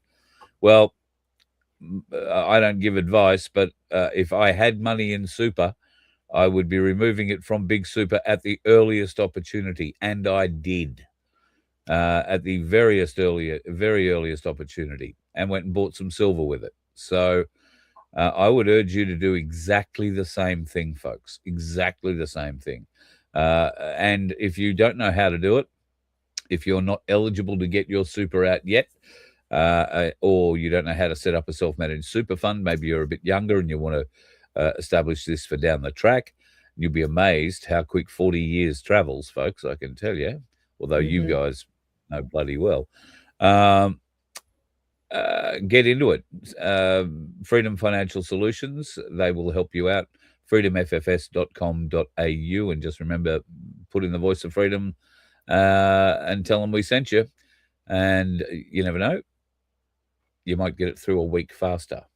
It doesn't take very long. Okay. The Freedom Financial Solutions team have got it down to something that's pretty quick, 2 to 3 weeks. So very easy to transfer, and then you can keep adding to your self-managed super fund with every silver coin or bar that you buy going down the track. Vince, we can hear you, but we can't see you, my friend. That's right. I'm hiding deliberately. No, so that is the actual live trading right now that you're seeing on screen. So okay. At the moment, that's 79. Yep, 79.32 US is what the current live trading is. So other prices that are way higher than that, interesting. Very interesting indeed. Yeah, well, anyway, I've got a silver. I've got a silver buy price of $90.52 at ABC. But what did you say it was? What's the silver price there? 79. Let me see if I can change it to AUD. Oh, I've just changed it to. Right. So right now, it peaked at $118.26. Jesus. Right. So there we are, sitting at 118.04 at Ainsley, which I would say is more accurate than what the other mob was, which I was saying before. I don't necessarily want to point their name out because, as you can see, they're significantly dearer. If you were to go off and buy from them at the moment, you are paying significantly above what the spot price would be. So don't want to bring them down. Just want to point out that if you go to ainsleyBullion.com.au and fill out your order there, you get the price as it is right now, which is 118.04. And when the market opens up tomorrow, you might make a profit before you even have to pay for it all. How good's that? Bearing in mind the Ainsley offices are not open in Melbourne, the Gold Coast, or Brisbane until January 5, but their online offices are being monitored and those orders will be filled. So there is somebody working behind the scenes. I don't think the orders are going to be filled until January the 5th, but you will be getting your invoices and associated other bits, and you'll have to pay for it, obviously, before you can pick it up on January the 5th, or they'll send it out to you on that date. So thanks, Vince. One said he got kicked off, but I'm not sure what's happening. I told him to try again. Maybe he's gone for a little rest stop. I don't know where he's going, but anyway. He looks like there's a few people at that venue that he's at, so they might be all jumping on Wi-Fi at the appropriate time, checking their emails, and it's falling off on us. Have you seen the news report of Chris Minns has confirmed discussions are underway whether to call armed forces to guard Jewish schools and synagogues following the Bondi attack? Oh my God! Wouldn't it be easier just to ban? News about that. Wouldn't it be easier just to ban those sorts of schools? They ban Australians and everybody for having guns. They ban us for everything. Well, we just ban the schools, send them to normal, everyday primary schools and high schools, and that way there won't be any segregation. If they want to integrate and want us to all get along, why would you not put us all together? And that's the thing. They want us to integrate, but we're very happy to promote Jewish-only schools or Muslim-only schools, for that matter. I guess there are Catholic-only schools. There are Church of England-only schools. Are they different? Is a Catholic boarding school or a Catholic high school any different to a Jewish high school or boarding school, or, for that matter, a Muslim one? Vince? Not well. I can't answer that one. Yeah, well, basically speaking, because the Jews and Christians, although we have very similar values, the Jews don't believe in Jesus Christ. So there is a difference in philosophy and their religious teachings in that area, but they still believe in pretty much everything else that we do. So in that situation, they work well within our society, and I don't see any problems with Jews being here. It's the other ideological sects that we need to worry about, and that was SECTS and not the other word. So anyway, right. As everybody can tell, my spelling's atrocious. Just look at the chat. That's all right. You've got Christmas fingers, mate. We're all a bit shaky this time of year. Yeah, yeah, indeed. There's a hell of a lot more questions. I hope one gets back on. Let's see if we can answer some. Okay, I'll ask. You guys see if you can answer. Oh, Jesus. I can't waffle like one. Is Port Arthur and Sydney the same style of black flag? Yes. So we have two yeses. Right. So does that mean that you guys think or believe that there may be an involvement of our government in this that we're not knowing about? Yeah, Yes. well, I do think that, like, what Port Arthur happened, take our guns away, control us. And I think the Bondi, I don't know if the Bondi would be an awakening for people to see, to show the corruption within our government. Or just to With show the how ASIO, bad with the ASIO bad the already government knowing is. who, had these guys on target and they did jack shit. So is it to bring them And the fact that they've forward? been prepared, the government has been totally prepared to blame Australian sporting shooters, Australian registered firearms owners who have not shot at any Jewish group or Muslim group or Catholic or Church of England group. All they've shot at is foxes on their properties, or they've had to use their weapons to put animals down. Now, I would like to get some of those shiny bums who think they've made a great decision here. The next time a bushfire goes through New South Wales, I would like the shiny bums dragged out of the bureaucracy and given a 22 caliber rifle with 5 shots, I think is going to be the minimum that they're going to be allowed to have. I would like them to take one of those rifles around with the farmer who has to go and shoot 3,000 stock who've been not quite burnt to death in the bushfires, All due to and the see how laws of well not they doing go.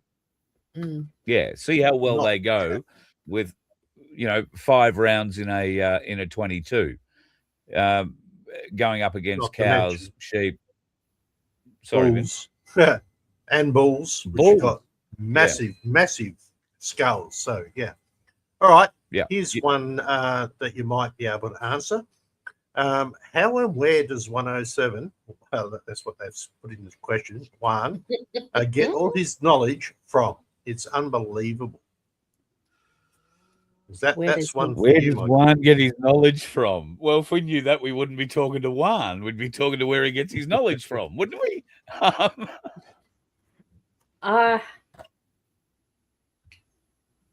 Well, if you do research on the man, there is a lot that's not really put out there to the people, but he has been involved in some pretty extraordinary things, and I think everyone knows that he was a spy previously, I'm pretty sure. And so I didn't, but I do now. he does have a lot of contacts. He does hang around with a lot of people. That's why he doesn't show his face to people, because he still has to do the disguise thing, and he's still playing a part.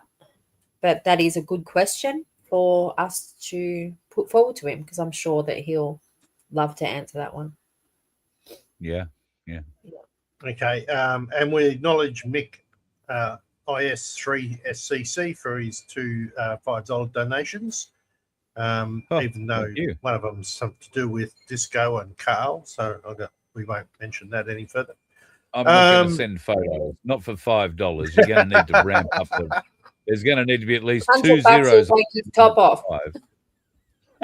What, me or Disco the donkey? No, you. All right. Really, guys, settle down. Okay. Is there any truth that Carl and Becchio are going to start looking at doing a show together?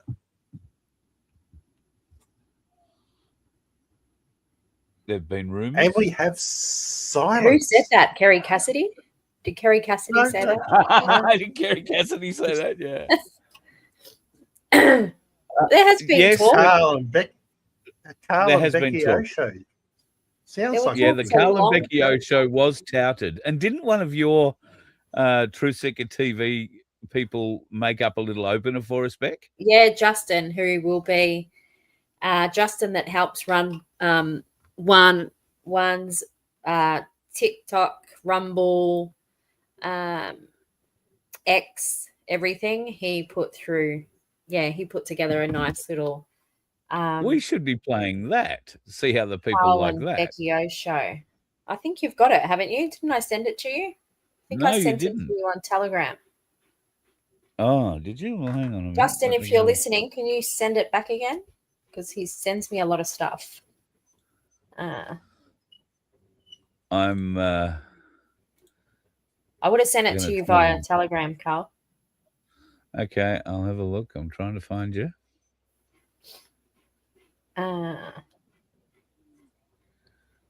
Yeah, so Carl and we were talking a few months ago, and I just blurted out the Carl and Becky O show. It'd be quite funny just to sit here and do some what the fuck news, or get some people in to talk about the stupid shit happening, or if they're nothing There too would be a bit of serious. that. Nothing too serious. We all need a little bit of laughter. I'm just trying to find Bit of this. fun. I'm just going back through what you've sent me. Oh, hang on a second. I might have it You here. haven't sent it. I can see it right there. Okay. It's the thing with the frogs, isn't it? Yes. The Carl and Becky O show. Right. I'm just downloading it. Hang on. I'll get it downloaded and we'll see. I haven't watched this, you know. I'm Haven't very you? sorry. Okay. No. Oh, So sorry, it's going to be Justin. something new for us all. Hang on a minute. I'll pull this up. And we shall see what it... Oh, now it says it's too big. I can't do it, so I'm going to have to play it. You're not share screen to Telegram? Video file. Your browser is having trouble with this video. Can happen if the file is invalid. Hang on a minute. What sort of file type is it? I might have to go and save it as something else. Can you not just screen Oh, share, it's an MP4. Carl? Yeah, I should be able to, but it doesn't seem to want to. Oh, not screen share. I've got to share the file.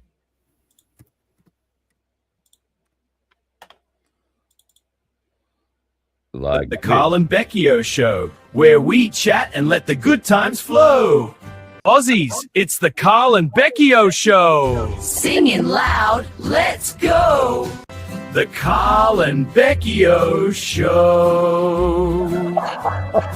Welcome to the Carl and Becky O Show, Where the laughs never grow old and the boots are always bold. Hey everyone, we have a special guest today. What? Who is it? It's Juan O Savin. Wow, this is so exciting. I can't believe it. Juan O Savin is here. This is going to be legendary. This is so exciting. Yeah, Juan O Savin is here. Woohoo! Everyone, get ready for the special guest, Juan O Savin. He's here to share incredible insights with us all. G'day, Juan O Savin. These boots are made for talking, mate. Ugh, not this again. They're just boots. there's like 15 different promos in there that you could cut Yeah. up and throw up as little shorts. That is pretty wild. We're only halfway through it, folks. I thought I'd stop it and just keep going. But I'm going to have to pull all that out and do a little bit of editing. But yes, the Carl and Becky O show. I've had some No, Carl pushback doesn't. again. Juan the doesn't name? have Telegram at all. No. He doesn't have Yeah, any no, Juan. socials whatsoever. No No, he socials. gets Oh, somebody really? else to sell T-shirts for him. Yeah, he's Yeah. got his wife's Telegram group, which is Jennifer Mack. She does health food, but he has got no ex, no nothing. He's got one gentleman that does channels that he's let him do channels. So No problems at all. yeah. All right. So Mm. I'd love the obviously it was a much more attractive frog for Becky and Carl. Probably about right. Sorry, mate. Thank you. Thank you. This is why I'm not showing on the screen and just a mild voice in the background. So yeah. Actually, No, I'm not going to say anything. That's all right. Next question.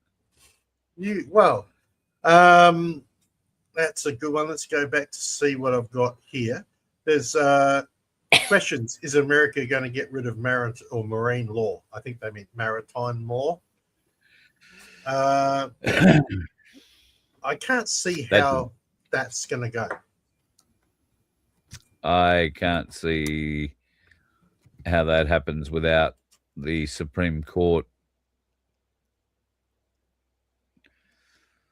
basically Ooh, folded. there would need to be some big changes in the Supreme Court before that, I think, could happen. Although, Well, see, I what don't was understand the American didn't Trump system say fully. The something about going Republican back to system is different. 1776? Sorry to cut you off. Yeah, well, they'd take us. 1776 would take them back to the writing of the Document of Independence. Yeah. And everything that followed on from that. So that was their perversion, if you like, of common law to maritime law, because that's where the Brits still managed to get their common law leg in. Their maritime law leg in. Australia happened sort of differently in that, well, sort of the same in that we were both invaded, if you like. There was no war fought over Australia, though.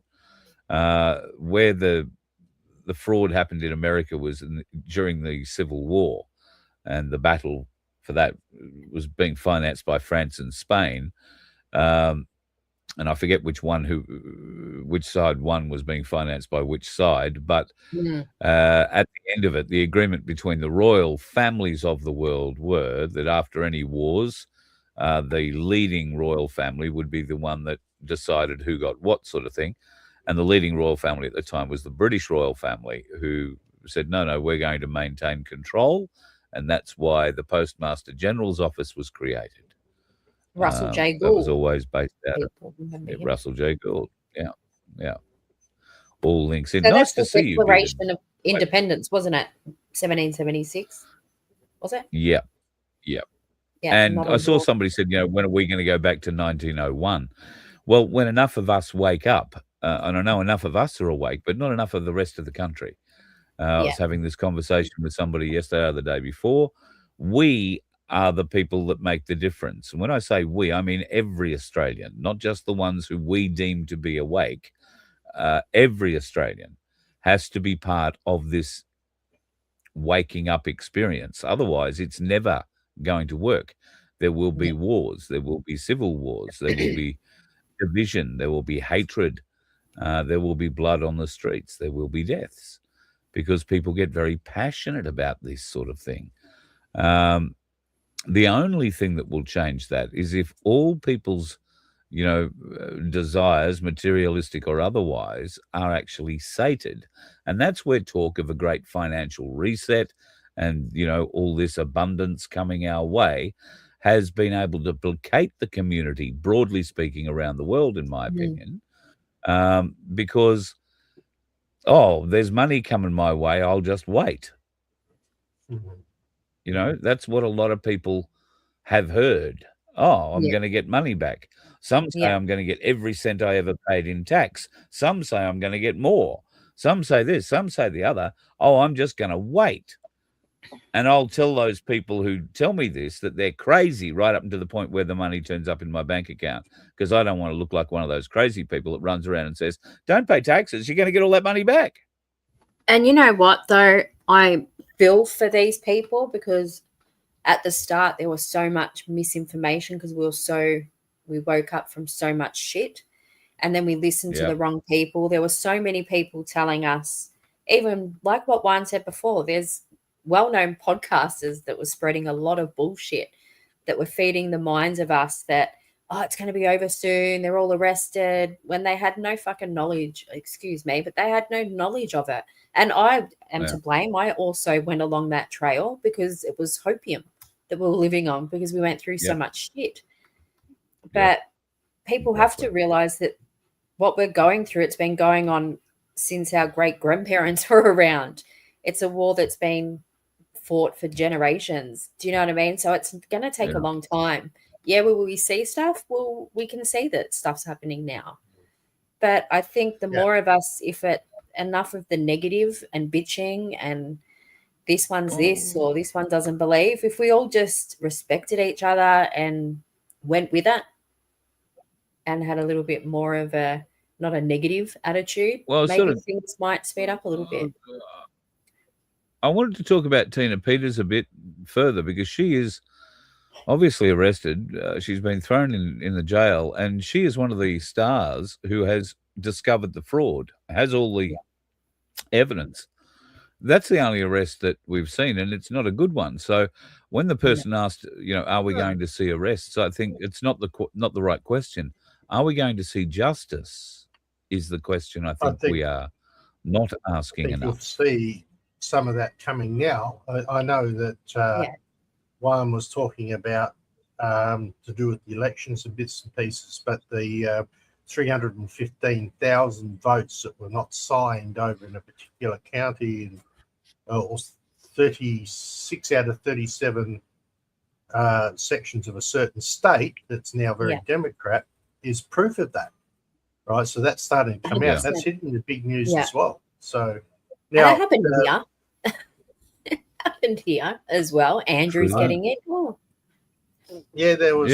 I've got some figures on my computer that show that the Great Australian Party had a really interesting voting schedule where they got a whole heap of votes in the lower house and exactly 10% of those same votes for a Senate seat. Yeah, from the same place. That doesn't work. But anyway, was the Bondi PSYOP part of the plan that could be to take out Albo? With his 315,000 people signed signatures saying get rid of Albo? Question? I think that's a good one. I think so. I think it's to bring attention to him, attention to him, attention to ASIO, attention to government officials, everything. And to the overreaction of government. The Minns government's being touted as being fabulous, and all they've done is take away the rights of people like you and I. They haven't really impinged. And I was only reading this morning that Hadid, one of these preachers, these hate preachers out of this filthy, bloody Muslim prayer house or whatever it is in Sydney, has a gun license and guns. Now, if he's a hate preacher who's been warned numerous times about what he's been saying in those places, how is he a fit and proper person? How does he pass the fit and proper person test? All right. That's the one they tried to nail me on because I say things here. You're not a fit and proper person if you don't agree with everything the government says. How does he get that friggin' license? Okay, first off, is he even Australian? Is he a citizen? Does he sworn to Australia? Or is he still? Well, that didn't matter to the other bloke. He's an Indian citizen. Yeah, but no, and that's right. And that's what I said the other night. That's a serious flaw in the gun legislation where they should have been a citizen. So that's one that they do need to fix. Yeah. Okay, so before we go down that dark thing, let's say they fix that. Just before you move on, let's say they fix that. No more non-citizens. If you're not a citizen, you can't own a weapon. Do they now knock on the doors of all the citizens or all the people who aren't citizens but have weapons and take those weapons off them? Well, theoretically, yes. Well, they knock on the homes of licensed Australian gun holders and take their guns off them every day. So I can't see why it would be a problem. Is it the type of gun that you own, or is it all guns? Because I heard it was semi-automatics that were completely going to get rid of. Shotguns were staying. But Australia hasn't had access to semi-automatic rifles. Australia hasn't had access to semi-automatic rifles since Port Arthur, I don't think, or shortly thereafter. A semi-automatic rifle means you pull the trigger and the gun goes off and reloads. You pull the trigger, it goes off and reloads. Bang, bang, bang, bang. You pull the trigger as fast as you can pull the trigger, it will reload and fire another bullet. A fully automatic weapon means you hold your finger on the trigger and it'll keep firing until you take your finger off the trigger. We're not allowed to have those here either. Shotguns, pump action shotguns. A pump action shotgun is the next step up from a double barrel shotgun. A double barrel shotgun could be used to kill livestock, but it's a very messy way of doing it, horrendously. And I don't know, you'd need slugs, wouldn't you, to kill a bull? You wouldn't do it with Yeah. you need solids. So very expensive way of doing it. I don't know. And a very People just need painful. to stand up. People need to get off their ass and make some noise. Yeah. So I think And what that's the exactly PSYOP has done is it showed Australians just how inept Albanese and his government is. In fact, I was going to close the show with this tonight, but or did I open the show with it? I might have opened the show with it. Never a truer word spoken. Missing in action. The Westpac rescue helicopter deployed in a desperate search to find Penny Wong. Something and the wrong. tagline is being hidden by the bloody comment. Give me a second here. sorry. She is Uh, grieving the Bondi victims. Grieving the Bondi victims from an undisclosed location. We've seen nothing from her. Well, she came out and made an apology the other day for not going and visiting the site of the attack No one on wants her October there 7th anyway. in Israel. Not that woman. not being personal or trying not to be too personal, but I've watched Penny Wong in Senate estimates. So I've watched her in her speeches. I don't believe a sociopath can show feelings or grieve. Just my opinion on her, personal opinion only, right? So, but yeah. Now it says here, so will Australians see some action here soon? I think we can answer that one. As soon as we stand up, we will. Yep. How's that answer? As soon as more of you, this is going to be interesting now to see what Sydney siders or people in New South Wales are going to do when the government have said, well, we don't want you to march in certain areas, or we don't want you to march on certain days, or we're not going to allow you to protest. We're not going to give you a piece of paper that says you can march up this street and down that street and congregate in this park on this day. Since when does the people need permission? Is this going to, and this is where the weight of those, and I hesitate to call them normies because they're not, they're starting to wake up, but they're at the very beginnings. And this is a dangerous time for those of us that have been in this now, and our knowledge is quite deep. We're deep into the book. Well, we're about to get a whole influx of people who've just picked the book up and are in the first few pages. And bear in mind what we were like when we first started discovering these little gems along the way, and how excited we were and how desperate we were to tell other people about it. Now, we're going to get them coming to us and telling us like it's all brand new news and we should be shattered as they were to discover, the various different truths that they're about to discover. We can't just put them down and say, oh, yeah, I knew about that years ago. No, right? We've got to be tolerant. We've got to let them tell it because we needed to tell it. All right? We needed to tell it, and we needed to tell it so that we could experience what it was like to get pushed back, what it was like to get told you're crazy, what it was like, to be insulted, and what it was like to keep going and keep pushing the message. And the amount of people and they have to learn that because that's the first 10 chapters of the book. What would you say to those that are? What would you say to those that are just waking up now? What advice would you both give to someone that's full of all that? Oh my God, adrenaline, and then complete pain of realizing. What was that? Well, then it's just a pure disbelief. It can't be true because they do that little black slide for a little while. But effectively, understanding your environment, understanding where you're about, who you're with, and who you can and cannot talk to. You need to start reading the people that are around you to figure out where they're at. And the more everybody just wants to dump it. You cannot dump it. Literally cannot dump it. And you've got to understand, you think you know it all? You only know this much. Yeah. Right? This much. There's so much more out there.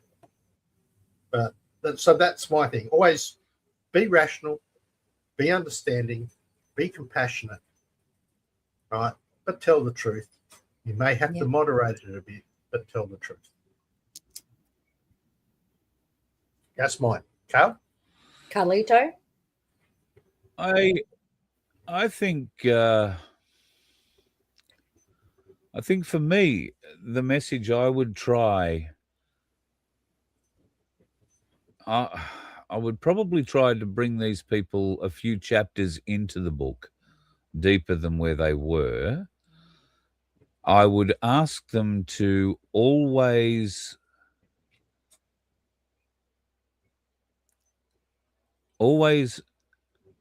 try and look at every situation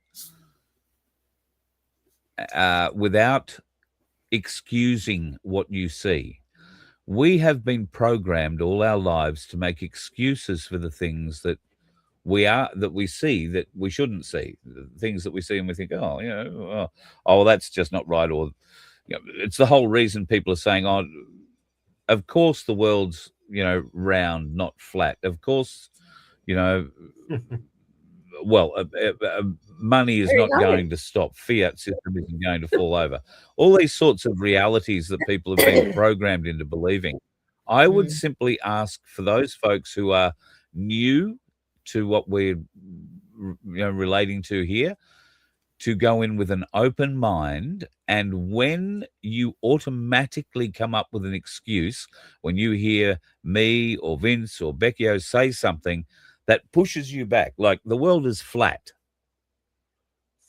And if you've just sat back in your chair and said, oh, shit, Carl, you're a bloody idiot after all.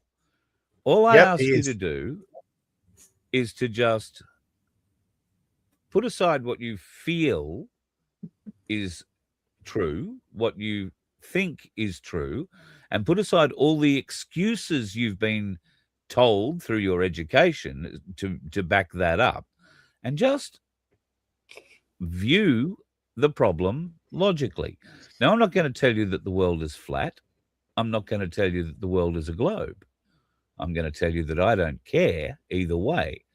But should the world turn out to be flat one day, I'm not going to be very upset by it. I will be very upset as to why they had to hide that from us, and what they hid from us is more of interest to me than anything about the shape of the earth. I'm more interested in what is behind the ice wall, if there is one, and why we had to be kept from it. I asked who Juan made that he decision? knows how to get over that too. Who does? What? Why? Did I tell you I sent Juan a text and I said, do you know how to get over the fucking ice wall? Because I'm done.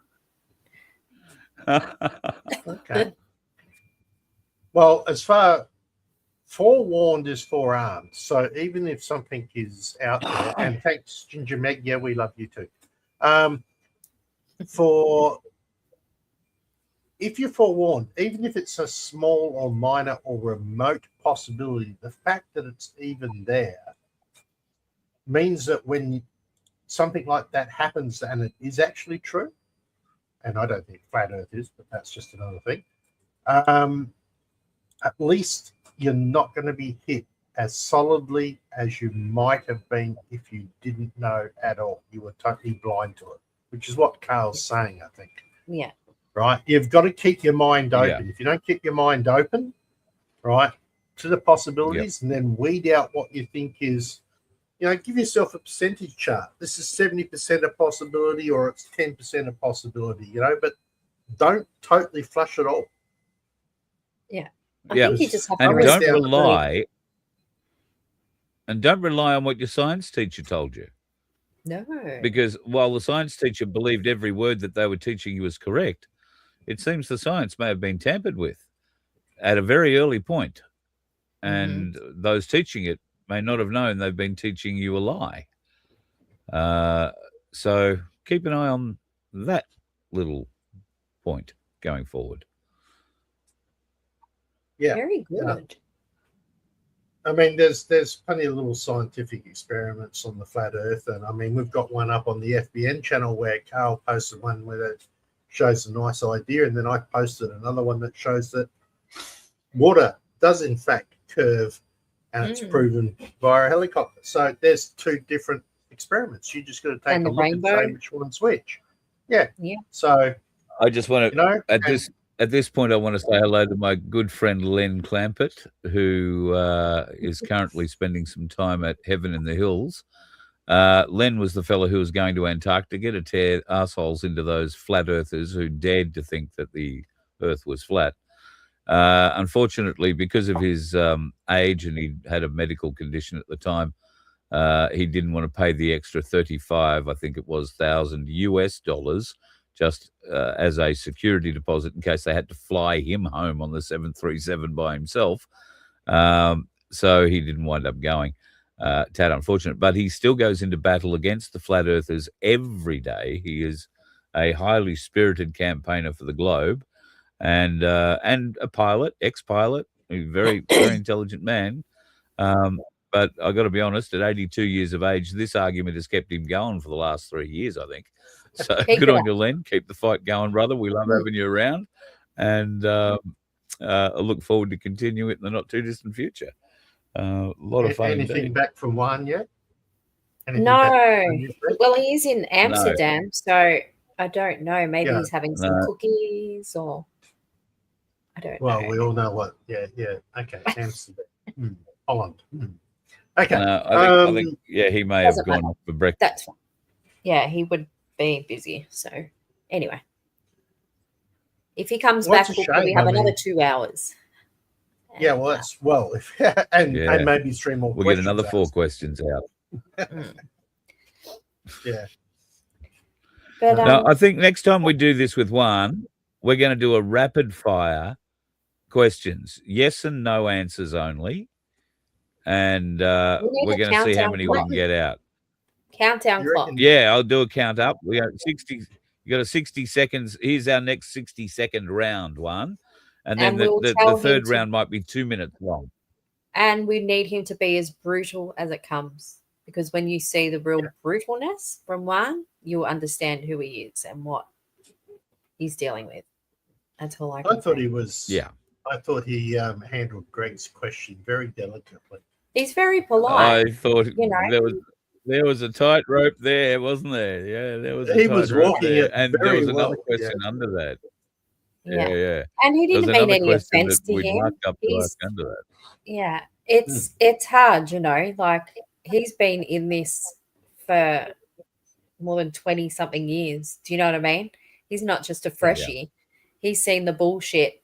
He's probably more frustrated than all of us, because he can see it and he can reach it. So I think people just have to be patient. I know it's bullshit. I know we all people want to say, I've told you so, I was right. People don't need to do that. No. Just As get a matter over of fact, yourself, that's true. get over whatever it And is that you're holding on to. That's Just, part of the leveling up we were talking about before with him, I think, too, that Yeah. it falls on us. When we say, well, somebody was asking, when are we coming in? When are they going to come in and save us, sort of thing? That's that we're here to save ourselves. We have to level ourselves up. We have to become Exactly. more in tune with we as a people, whatever it is we have to become in tune with. we as- have to stand up alongside gotta- each other. Even if we don't like each other, you still have to be side by side. If you don't agree Well, with yeah. the views of someone else in a war, are you going to say, you don't agree with me, I don't want you standing next to me? I don't think so. So people have to start No. thinking like that, in my Yeah. opinion. Anyway, there's just too much Yeah. bullshit. Oh no. And, You're not the wrong best there, way and I you can think that- exhibit that, folks,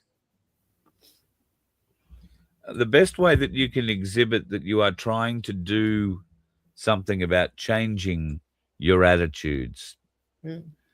is changing your road rage problem. If you've got an issue where you drive along and you are speaking to people through the glass of your car and the glass of their car, and I'll you're just get being my rather husband. animated behind the wheel. I'll just get my husband. Can use you your- just explain that? I'll go get Shane. So every time you go off like a frog in a sock behind the car wheel, you are displaying just how far you have to go to attain even a small measure of upward momentum I in where we're disagree. going. Because so do in the I. big scheme Have of you things, driven on the roads of Mumbai, Melbourne, Carl? Have you been I on the don't have roads of to. Mumbai, Melbourne? I've got Calcutta, Can't Gold wait for you to Coast. come back. I don't need Mumbai, Melbourne. And Crazy. yeah, look, there are some real problem people. I understand, but how is it getting out, abusing somebody, That's tooting completely your different. horn? You Worse can call still, in them. Queensland, tradies will get out with hammers and smash Yeah, windscreens. that This just is goes. not us leveling up. Yeah, that stuff. I You can mean, give them a there toot. is a passage in the Bible where the good Lord suggests we should turn the other cheek. Now, I realize we're getting whiplash from the amount of cheek turnings we're doing. Yeah. And I understand that you'd like to turn somebody else's head around with the odd cheek turning yourself. And certainly in a road rage situation. But I just use that to illustrate, how long does it take you to go from quite placid driver to rocket rager in an instant? It only has to be one person trying to cut in front of you, or one person who is a muppet and does something stupid on the road that really doesn't affect you. Yeah. But your opinion of their shithouse driving all of a sudden becomes very important, and your blood pressure goes up. You get amped up. The people in the car around you get to hear and see your rage, whereas the muppet who created this intensity inside you, in all likelihood, doesn't. Or if you make it very aware that you've got them on camera and you've got them, and they still don't care, they just hold a finger up and drive off a car length in front of you. So that's where people get frustrated, want to jump out and smash windows. There's no point. There's no point. They're a car length in front of you, the muppet. Yeah. Okay. I mean, I agree. Certain people on the roads should be allowed to have big bulldozers, big like snowplow blades on the front of their cars, and ping some of these people into the nearest gum tree. I admit I've thought about that on more than one occasion, traveling on large highways with dickhead drivers, but we can't run them all off the road. Maybe eventually, when AI starts taking over everything, one of the benefits might be it takes the shit drivers off our roads. Maybe. Maybe. I don't think it will, but maybe. Got to love Tasmania for traffic. Depends what you're trafficking, I would have thought. Oh, sorry. Wrong comment. Well, it looks like we aren't going to get one back again, unfortunately. Yeah, no. So... Juan's probably gone and had some lunch or something. He's given up on us by now, I'd reckon. So, yeah, he did write down. There you go. Personal accountant. Don't drive angry. There you go. Bloody good. Take a deep breath, as Juan Juan no will idea say. how many people. Yeah, deep breath. You got no idea how many people suffer instant karma from road rage incidents. I mean, it happens more often than you would think. Instant karma, whereas you're abusing some numpty who's gone and done something stupid beside you, and then you run up the arse of the car in front of you. I mean, that happens regularly. I was one of them once, long time ago. I had a Nissan 200 SX that needed a new nose job. Hate symbol tattoo. Did you see that? A man that had a Nazi tattoo was arrested on a beach. Oh God! There's going to be so much we have to look out for. Newcastle Beach, he was arrested. Yep. Yeah, I'd like to know how that creatures. Sorry, Carl. I'd like to know how that South African guy who turned up and stood quietly out in front of New South Wales Parliament got deported within a week, and his family got deported within a week, and yet we have so many illegal criminals and hate speech artists amongst us, some locked up at Villawood, but most of them are in the community, and they have lawyers paid for by us getting them extensions and coming up with reasons for them not to be allowed to be taken out of the country. And All yet comes this guy, down who to- all he did was stand up beside his mates in the NSN, he wasn't shouting anything, he wasn't doing anything. The images that I've seen of him were him standing there saying and doing precisely nothing. Well, they were images, they weren't pictures, they weren't videos, I suppose. And yeah, a week later, not only was he arrested and thrown into Villawood, but him, the wife, and the new baby, who was an Australian citizen, may I add, has been thrown out of the country. Because they want chaos. Don't know how that's fair. They love Don't know chaos. how that's What fair. they want. Well, it's the Well, same as that's, the and guy that's sort of who's what I was had getting to 17 before. It's like that 17 movie. What was that movie with the teddy bear that used to make the kids scream, and then the screaming adrenaline will go up? It was like that. Does anyone remember that movie? I do vaguely remember that. Yeah. I forget what it was called. Oh, is that, you're not talking about the cartoon one where they used to get the monsters? Yeah, Monsters Inc. Wasn't it? Monsters Inc. Yeah, Monsters Inc. Yeah, Remember, Monsters it used Inc. to scream and the blood used to go up, or whatever it was, and people used to say it was That's like right. the adrenaline. Yeah. The scream meter. Yeah. That's right. Yeah. What do we know about Pine Gap? Well, Ooh. what would you like to know about Pine Gap? I can It's tell a you, very, but I very- have to Like kill an you. NBA. I cannot talk. It's a very, very, very, very large telescope. We won't tell you what's underneath it, though, because we don't know. Okay. I know can we tell did a you- dig We can tell on you that. that On Chats with Pirate, Aussie, what's it? Chat with Aussies. You know, Pirate, my friend, on her Telegram. She does great digs if you ever want to go over to her channel. She's done good ones on Pine Gap. Okay.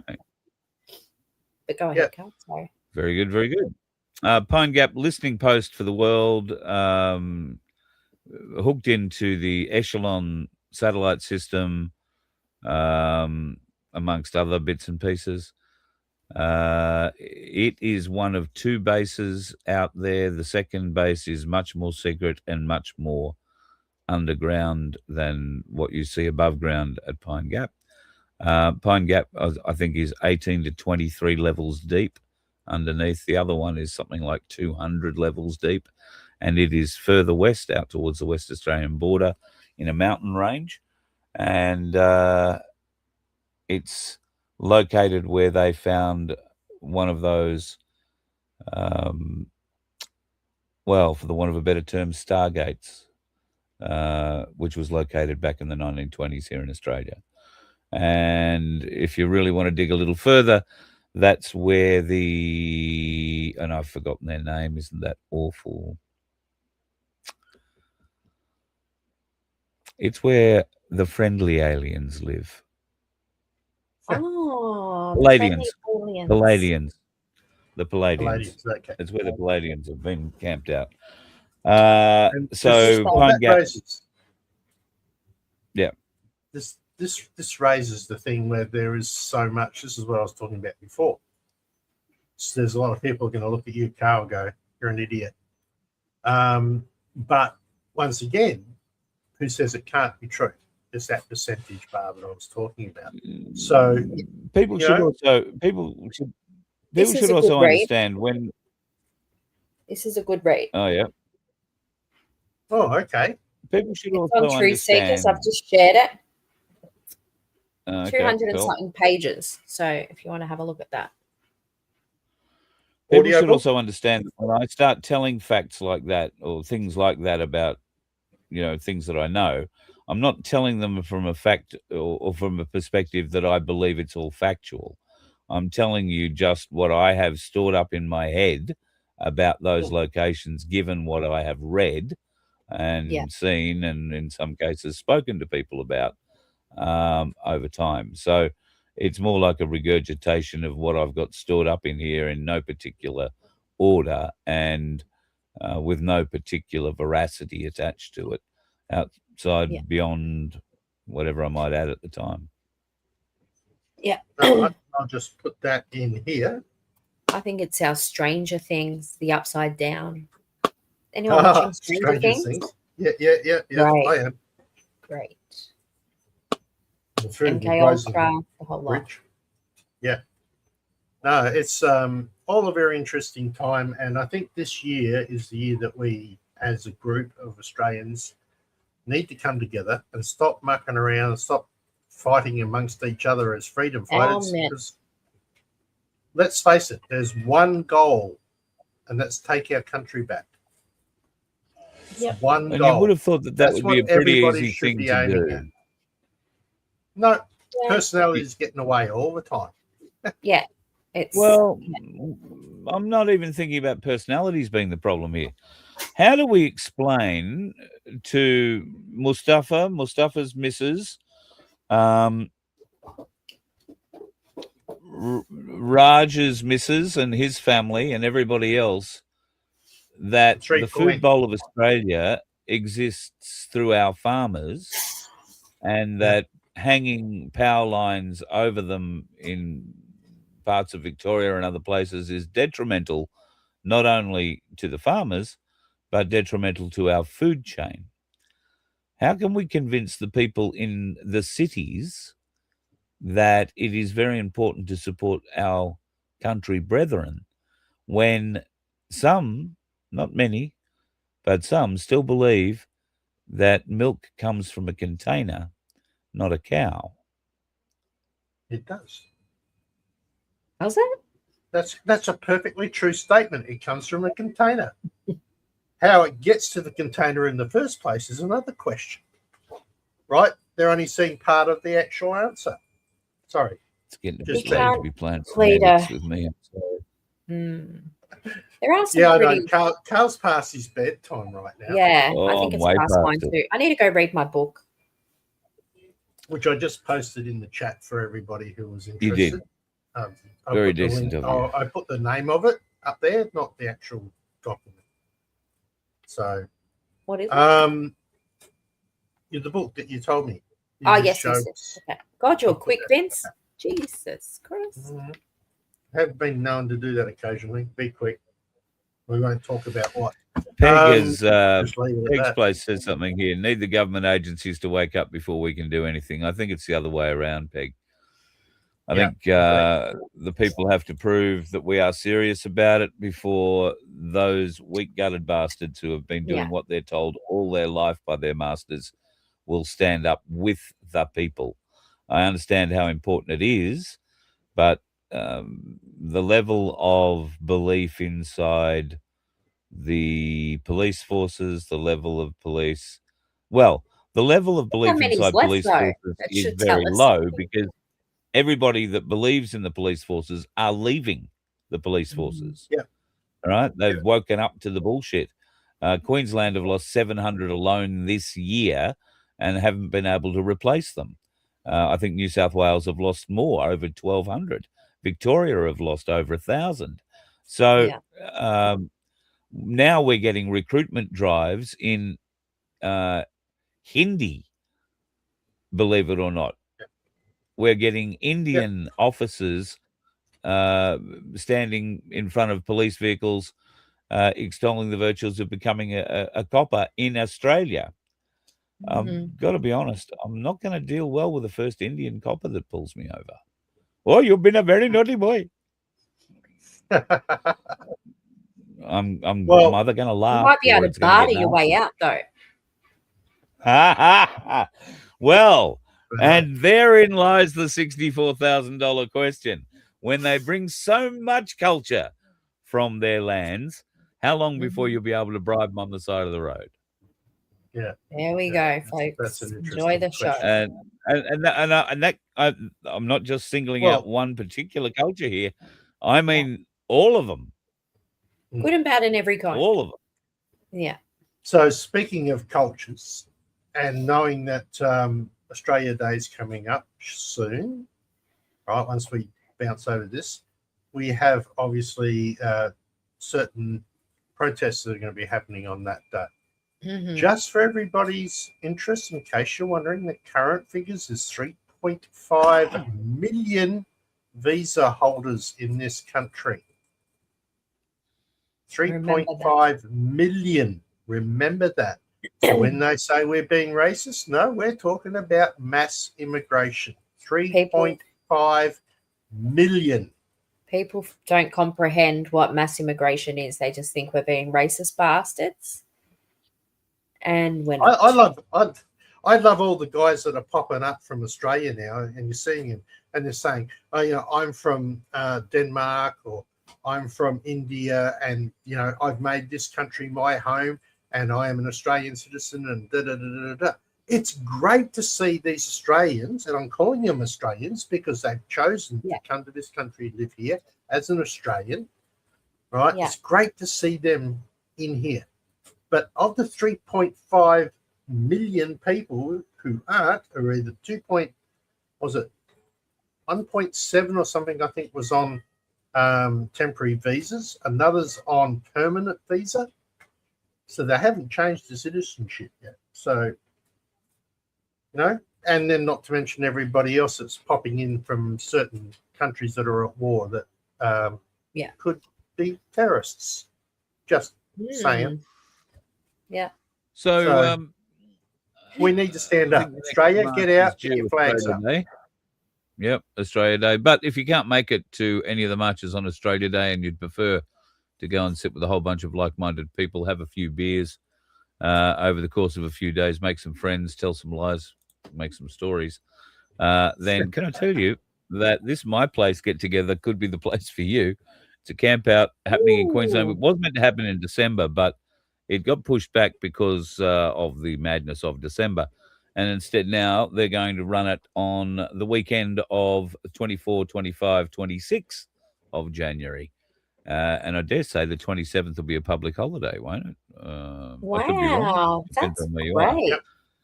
I love that. But pop along to that one. Well, there you go, Beckio. You and Doris, caravan trip. I can see you girls coming up. Could you imagine we wouldn't make it there? Oh, it'd be a lot of fun watching you try. We should have one of those GoPros on during our adventure. Exactly. One, I think you'd have to have half a dozen. And to be fair, the guys that are carrying this out have been running very successful My Places and have won a lot of battles and stuff within their councils. So it's well worth to go there just for the education. Learn from people who have succeeded. Good on him. Yeah, I love that. Sorry. So Bob's doing a great job. Hang on. Just realised. Got to put on the right hat. Oh, there you go. I've got mine over there too. I should have put mine on. There you go. We just made that our show. This is now the My Place show. No, sorry. Darren's like, keep on going, Vince. Keep on going. I'm going to do this because Carl needs to go to sleep. So I'm going to say thanks for having me, Beckio. Love you lots. I'll catch you later. Too. Hello, everybody. Lovely to see you. And you too, madam. Been a pleasure. Have a great week at work. You going back to work? Oh, tomorrow. Yeah. I've had the week off. I haven't had a week off for a long time. Can you explain to me why people go absolutely mad on Christmas Eve when they know the shop's going to be closed for one day? I think, look, the Australian culture at the moment, we're working our asses off. So you're working, you don't have time to do shit, and it's a last minute thing. That's what I'm saying. So we were busy for that one day, and it's been absolutely dead for since I haven't been at work. Yeah, right. Yeah. Right. Wow. Really low sales. Well, that's because everybody went in on the 24th and bought 6 days worth of food for some reason. Yeah. But anyway. Yeah. All right. Well, anyway, thank you for sorting us out with Juan as best you could, and we'll probably message me and say I'm back. I'll be like, no. Yeah, great. Sorry, Juan, we love you, but no. Just explain to him that next time we're going to do a quick fire round of questions. He's going to have yes and no answers only. And Yes. We'll have a countdown clock too. we might be able to give the viewers a chance of getting their questions asked. So yes. not to say his answers weren't interesting, but Which reminds me, I forgot to say, I have copied all the questions we didn't ask him, so I have a copy of them. Okay. very good. Thank you. Well, we can send them to Becky O and she can text them to him. That'll be great. Yeah, maybe he can write it. Yeah, well, it'd be like I the might interview do I that. did with Graham Kennedy once. I had to fax all my questions to him, and he faxed back all his answers. Good old Made for the Graham Kennedy. rather interesting radio interview, me reading my own facts to him and his answers. Anyway, have yourself a lovely evening, and we will talk during the Yes. week, I have no doubt. Toodaloo, goodbye to you. All right, Dale, bye. And to you folks, love your work. Thanks for joining us on a Sunday night. It has been a little weird. I'm sorry that Juan was unable to maintain a connection long enough to get through a few more of your questions. But as Vince said, we do have them, and we will endeavour to get them to him and hopefully get him back on to answer a few more of them in the not too distant future. If you are gearing up for New Year's Eve, be safe. And if you're going to be anything like me, you'll probably be in bed before midnight. So look out for that. Tomorrow night, well, we might have a bit of a show. We'll see what happens in the world. I'm going to be watching very intently what happens with the gold and silver markets at opening tomorrow morning. So from 8 o'clock Australian Eastern Standard Time, I'd be having a bit of a look at what's happening in the precious metals market. And if you've got a spare shekel or two, maybe buy a little bit of silver. When the Asian market wakes up, silver quite likely to get another little hit, although just watch it closely. Just watch it closely. It might drop. And if that's the case, buy in the dip. That's what they say. All right, folks, not my financial advice, just what I'm going to do. Enjoy yourself. Have a fabulous what's left of your Sunday night. Go to bed. I'll stop raving. And hopefully tomorrow I'll be able to dodge the dickheads on the road just as well as you. Isn't it nice, though, this time of year? There's a lot less dickheads on the road. You let one ant stand up to us, then they all might stand up.